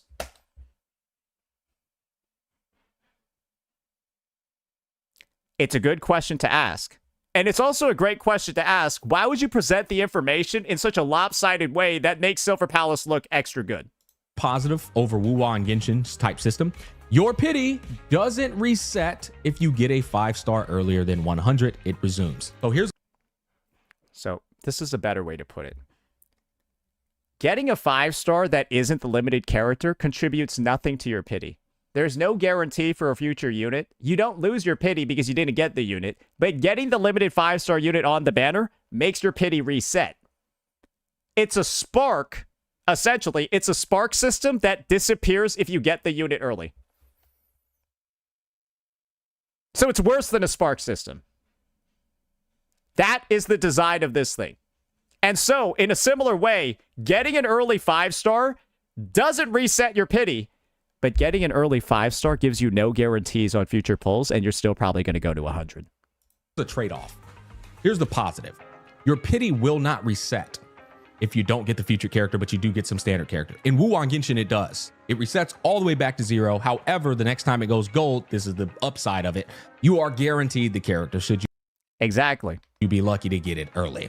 The 0.8% chance, the house is in favor, you're not in favor. So it's Let's see if he flips this you're not in favor, because he's talking about how you're unlikely to get earlies in Wu-Wa or Genshin. Let's see if he talks about the house for Silver Palace. It's literally just the odds are against you, but some people have gambling problems and they seem to think that's a good thing. 50-50 suck, period. What about a 25-75? We're going to talk about that? Yeah, no 50-50 suck. What about a 25-75? Is that better, Gotcha Smack? So the cool thing is in Silver Palace, if at pull 70, you don't get the character, you stay at pull 70, it resumes until you get to 100. So you only have 30 left to guarantee the character. Is there a soft pity in this game? I don't think anyone knows if there's a soft pity. This is a positive. However, like Arknight's infield, you can continue losing, should you get lucky, to get the featured character. So at 75, gold goes across the screen, you don't get the featured character. At 80, you get lucky. You hit another 0.8% chance. You could lose again. The only time you are guaranteed is at the 100% or the 100 pull mark. And it looks like there's a 25-75, so when are you going to get lucky in this game? The real take to make here, if you're not biased, is to say you are never getting earlies in Silver Palace because you have 50% less chance. It's a 25-75 versus a 50-50. Bro, you are never getting earlies, and your re-rolling is going to be awful on day one because your chances of getting the unit is literally halved. Bro, like, if you're truly trying to be honest, right? If you're trying to be brutally honest, how are we not saying any of this shit? Or we had our cute little thing where we're trying to call out creators for making content early about certain dynamics, right? We had this cute little segment at the start, and then we rushed to get this shit out and did the worst fucking analysis possible. Imagine Gotcha Smack out here throwing stones about people reacting to news about the game early, right? While he then proceeds to give out one of the worst analysis possible of a gacha system, not even factoring in 99% of the implications of one that works with a 25-75. Let's just see if it's even mentioned in the video.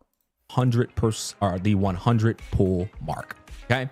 I also don't believe there is a soft pity in this game. See, these are trade-offs that these publishers do. This is why I say these are all like the Arknight's infield, Wu-Wa Genshin, this game. This is why I always tell you at the end of the day, they're all polished turds, because they'll give you something good while trading off and taking away in other ways that make the good go down in value. And this guy out here is like preaching about this and yet has not talked about 90% of what's bad in this system. And then he literally spread misinformation about Wu-Wa and Genshin, comparing them in the dumbest ways possible, going for max pity instead of the average to uplift this game. Like, I don't get it. Is he shilling, or is he just is this argument and reasoning and points so bad it seems like he's shilling? Because this is the thing. I don't know if he's actually sponsored or not by Silver Palace. I have no idea if he's actually shilling them or not. But, like, his analysis is so bad and his points make so little sense, it seems like he's shilling, even if he isn't. This is important for you guys to understand. This is why when you're looking at these systems, you have to tell yourself, is this system definitively better than what I'm doing in these other games? Or you would know if you analyzed it, this system's really bad. So I don't know what we're kind of like doing over here, kind of like spitballing, like it has potential when it's dog shit. Like if you just researched or did any analysis at all of it, you would know this is outright terrible. And yet he's like kind of like hypothesizing over here about like, are there a bunch of fucking trade-offs that can kind of like end up owing you? And then you look at your bank statements and you're somebody who plays all these games, you realize, wait, oh, I spent similar. Bro, can I skip this? Like, with these damn trade-offs. It's important for y'all to understand that. That's why I said NTE system is just dog walking them. Let's continue on. There's a point. Yeah, you want to know where NT's getting dog walk? Hey, gotcha smack. How about this? How about we stop complimenting games that we refuse to play or make any content on unless we're paid to make it? Because as you can see over here, it looks like YouTube viewers need to be paid to watch this game too. So this is how NTE currently is. It's such a good game that to make any videos on it, CCs need to be paid to make videos on it. And it's a game so good that I guess people need to be paid to watch the videos as well because they aren't getting any fucking views. So, like, truly, I don't see how we're out here glazing NTE, talking about gacha, all of that. You said people need to be voting with, like, their wallet. You voting with your wallet, too. You know you don't make any money making NTE videos or live streams. That's why you only play Woo-Wah unsponsored. That's why you only play betas unsponsored. That's why you never gonna play NTE or upload an NTE video unsponsored. Because, yes, the market is speaking, and you know the game is shit, and I don't know why you keep saying it's good, though. Like, your channel alone is enough for people to see you know it's not a good game. Otherwise, you'd make videos about it without needing to be paid to make them. That's what you do for good games. That's what you do for good games. You make videos on them for free. 0.8% chance to acquire a 5-star character. That's equivalent to Woo-Wah's rates. Let me see here. 0.8% chance to acquire a 5-star character per pull equals Woo-Wah rates. So this is where Gotcha Smack is absolutely playing himself as a complete fool once again. Because this is where we need to just get some comparisons going. Are you ready for this? Oh my gosh, I need to fuck it. Bro, I need to go educate this guy on math again. Jesus Christ. Hey, he should be paying me for courses at this point. This is a fucking... Bro might get his first degree from attending St. U. All right. So... this over here is actually Woo-Wah's rates. You can see it's an 8% going up to 1.8 consolidated with a hard pity of 80. Silver Palace has those same rates with a hard pity of 100. So the rate is lower. If you know math, if it's a consolidated 1.8% and you go one time, it's 1.8%, right? If it's consolidated 1.8% and you go 100 times, well, it's a lot lower, right?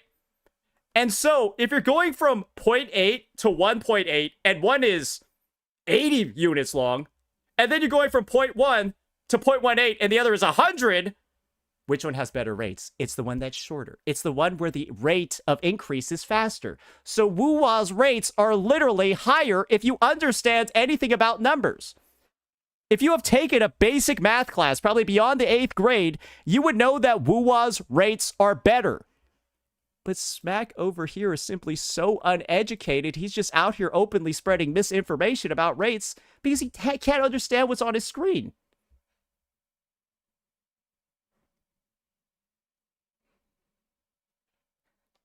And that's why we're here to watch this video. That's why we're here to correct it. Because bro's out here basically just being wrong because he can't do basic math.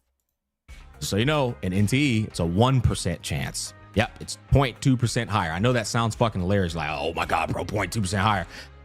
Believe it or not, that should be making a difference. It really do. It'd be making a difference, Mo. I know it sounds crazy, but yeah, you should make a video about it, Gotcha, man. You could talk. You should be making a video about how 0.2% made such a big difference about NTE and how it changes everything.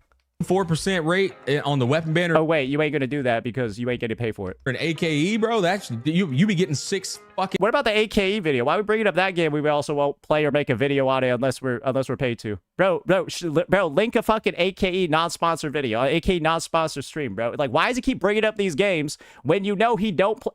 This has been my take. I think bro just has somebody pilot his AKE and NTE accounts, and he logs in like a tourist once a month for a sponsored stream. Legitimately, that's what I think he does. In 6-star weapons, by the time you get to the 80, whereas in Woo-Wah, you'd be lucky to get 1. This dude is out here glazing AKE's weapon banner still. The weapon banner where you can't get the weapon unless you throw useless pulls at the character banner with an expiring pity. Literally. Bro is out here glazing the weapon banner that requires you to throw pulls at a 120 pity expiring banner just to get weapon pulls. So you throw pulls down the drain for the weapon tickets, and this guy's out here still complimenting it. Bro, he just looks like he's selling out in this. Bro, he actually looks like he's grifting live. You already know, bro. He brings up AKE, the game he won't play unless he's sponsored, the game he won't make videos of unless he's paid to, and is out here just glazing the gacha still. You be getting 6 fucking 6-star weapons by the time you get to the 80, whereas in Wuwa you'd be lucky to get 1. You know, so it makes a difference. And then he's just outright says AK's weapon banner is better than Wuthering Waves. Even though it's the worst and worst disgusting thing I think everyone universally hates AK's weapon banner.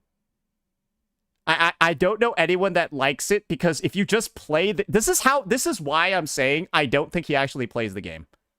Because I think anyone that plays AKE thinks the weapon banner isn't good, yet this guy has nothing to say but glowing praise for it since day one.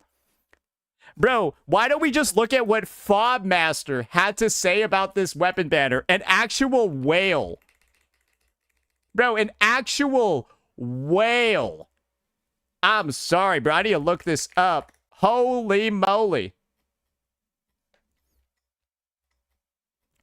Holy moly. Let me just look at let me see if somebody got the link. Hey, why is it so hard to find his shit?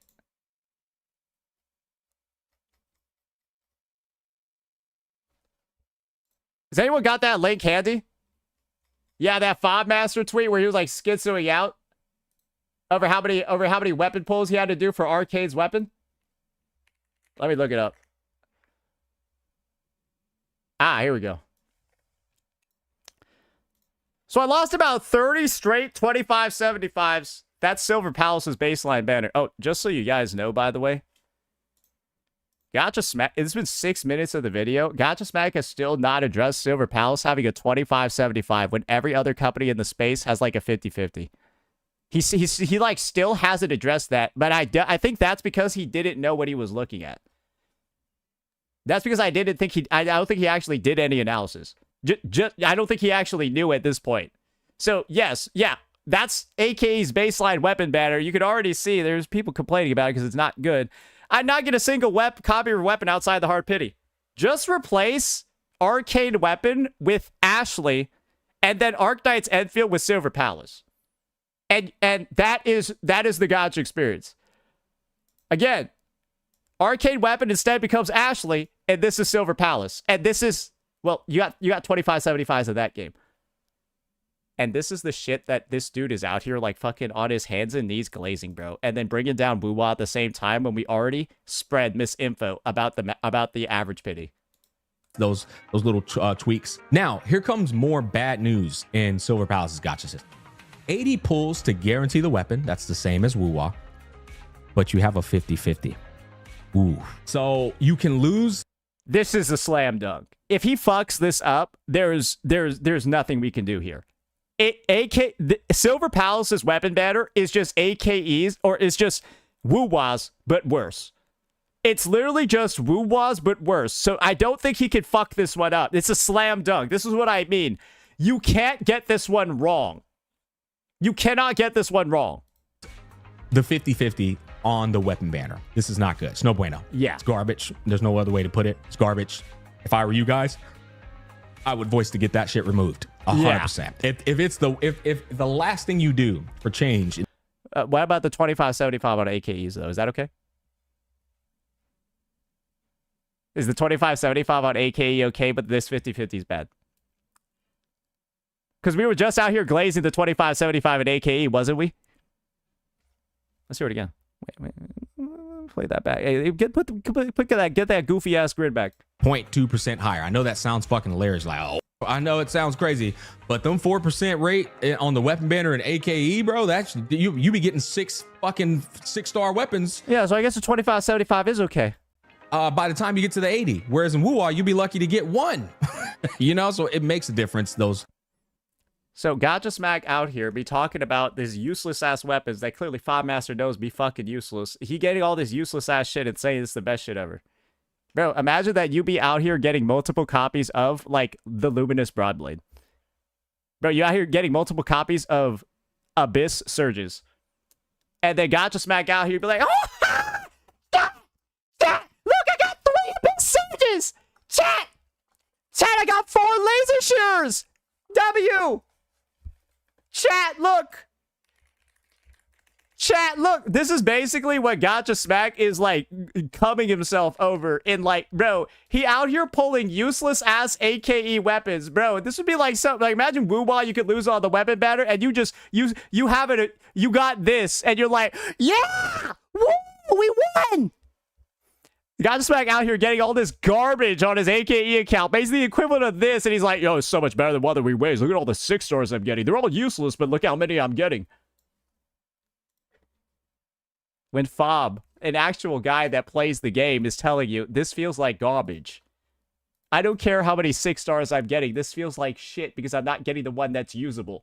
That's useful. That's good. That's not useless. And then Smack is out here because, like, I guess he operates off of, like, ooh, shiny thing, good. You got a 6 star? It must be good. This dude would probably thinks getting a Chi-Chi on, like, a 50-50 loss is, like, the best thing that could happen to your account. Or maybe nowadays it is with Exandroni being broken, right? This guy would probably come over Daya in a 50-50 loss. Oh, Koyo's so generous. Look, they gave me a 5 star. Those little... Who cares how useful it is? I got a 5 star. That's his argument for AKE.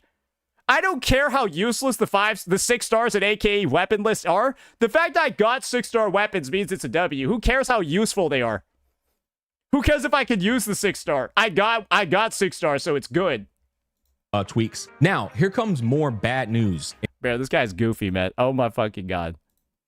If you lose, who cares? Woo-Wah, 100% rate up weapon banner. Don't even. This is an attempt by the publisher to try and get away with this. So call it out an AKE. Call out why they're giving out a fucking 2575, you fucking moron.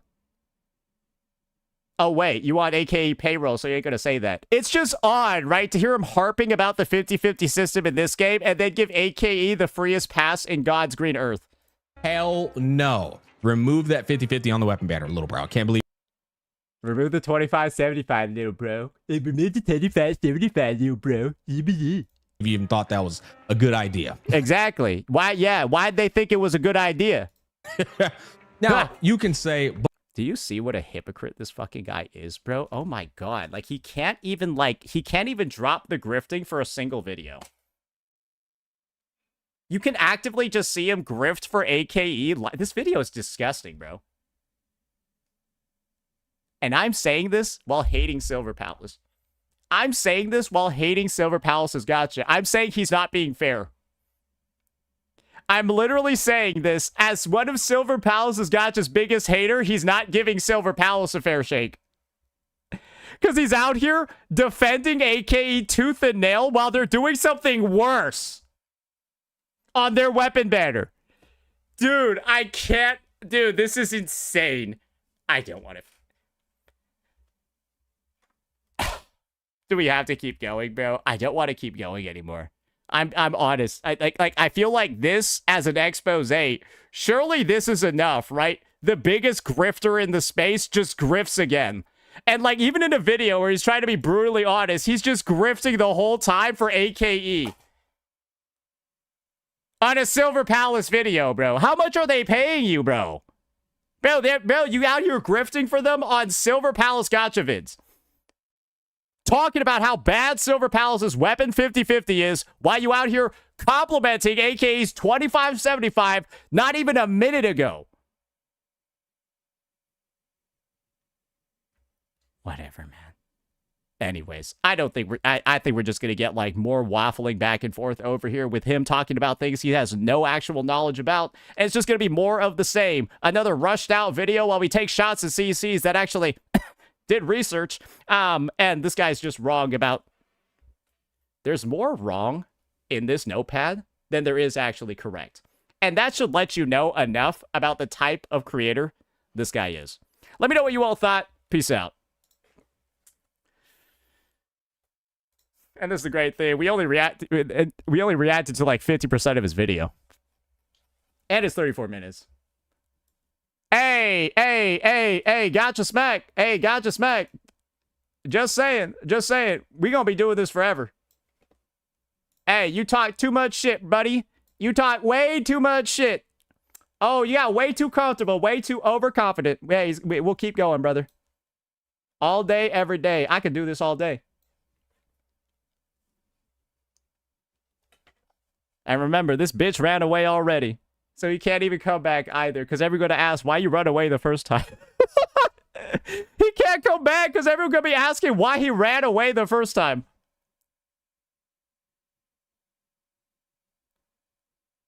Why'd he run away the first time, bro?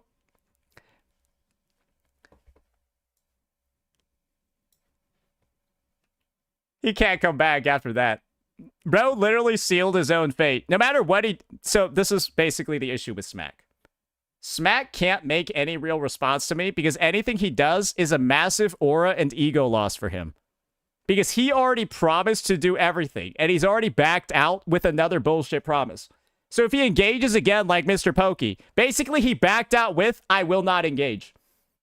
And so if he ever breaks that, everyone's going to be asking, well, you said you weren't going to engage. You promised to do all these things. React to Tuhu Sniper videos. React to Skull CJ's cattle. But then you didn't do that. But now you're back. So, like, wait, are you just a liar or a pussy? Or, like, what's going on, bro? It's a really tough spot to be in. Especially for a guy whose ego is this big. Who pretends he's, like, this tough.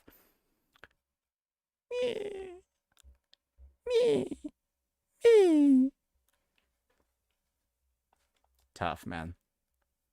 Tough, bro. Sad when you need sponsors to have a career. Absolutely. This is a future I do not want for myself, bro. I would like, this is what I don't want. If this is what I have to do, bro, I would stop content creation first.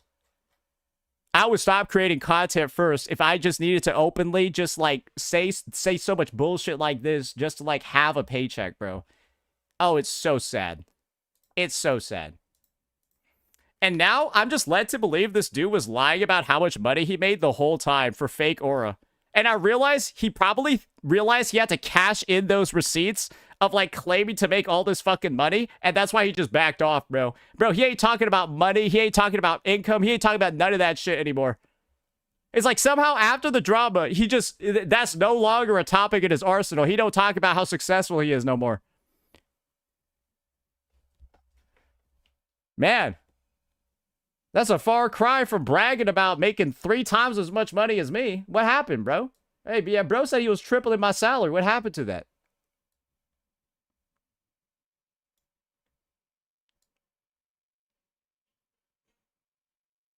Rough.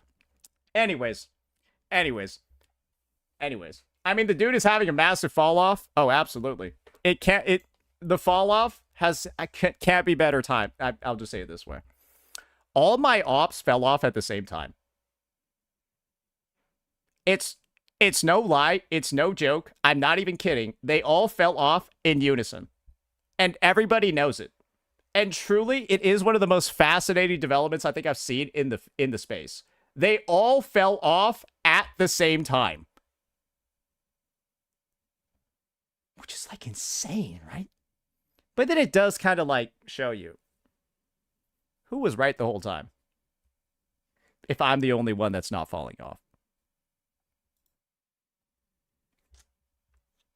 And everyone else involved is.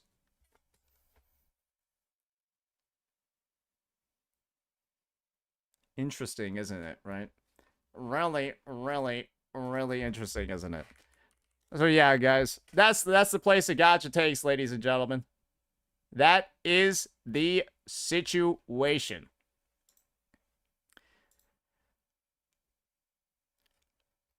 All right. And you want to know what the funniest thing is, guys? You know that whole drama with the story and how this guy obviously... Bro, the funniest shit ever was that this guy obviously wants to get back at me. You know that, right? You know that with that shot he made at the start of this video, bro wanted to talk some shit, right? Gacha Smack wanted to talk a little bit of shit about me reacting to the initial Gacha news. The devs literally changed it before release. And this guy was pretending to say that I was like lying. And then you all remember, right? Bro released this story video after collaborating with Ryuku, bro. Trying to double team me with him. Bro, you already know this guy... He's shook. You already know this guy's shook because if he was truly in a do not engage, he wouldn't even be mentioning me. But he is. You know he wants to, but he can't. And that's the funniest fucking part, bro. You know this guy wishes he could, but he can't. Dude, he has to be seething. He has to be fucking seething, bro. Because we're gonna farm you so much fucking harder than you even tried over here, brother. Oh my goodness. I can't wait to go back for some more. Hey, we're gonna be hitting this smack pinata again, brother. More free loot.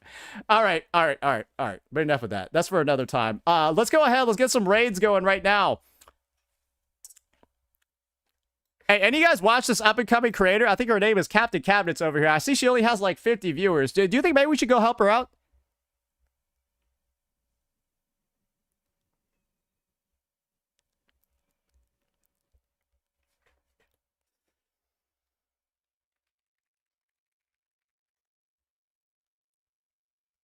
I'll see all y'all later. Peace. It's ALG, bro. Shut the fuck up. Relax, all right?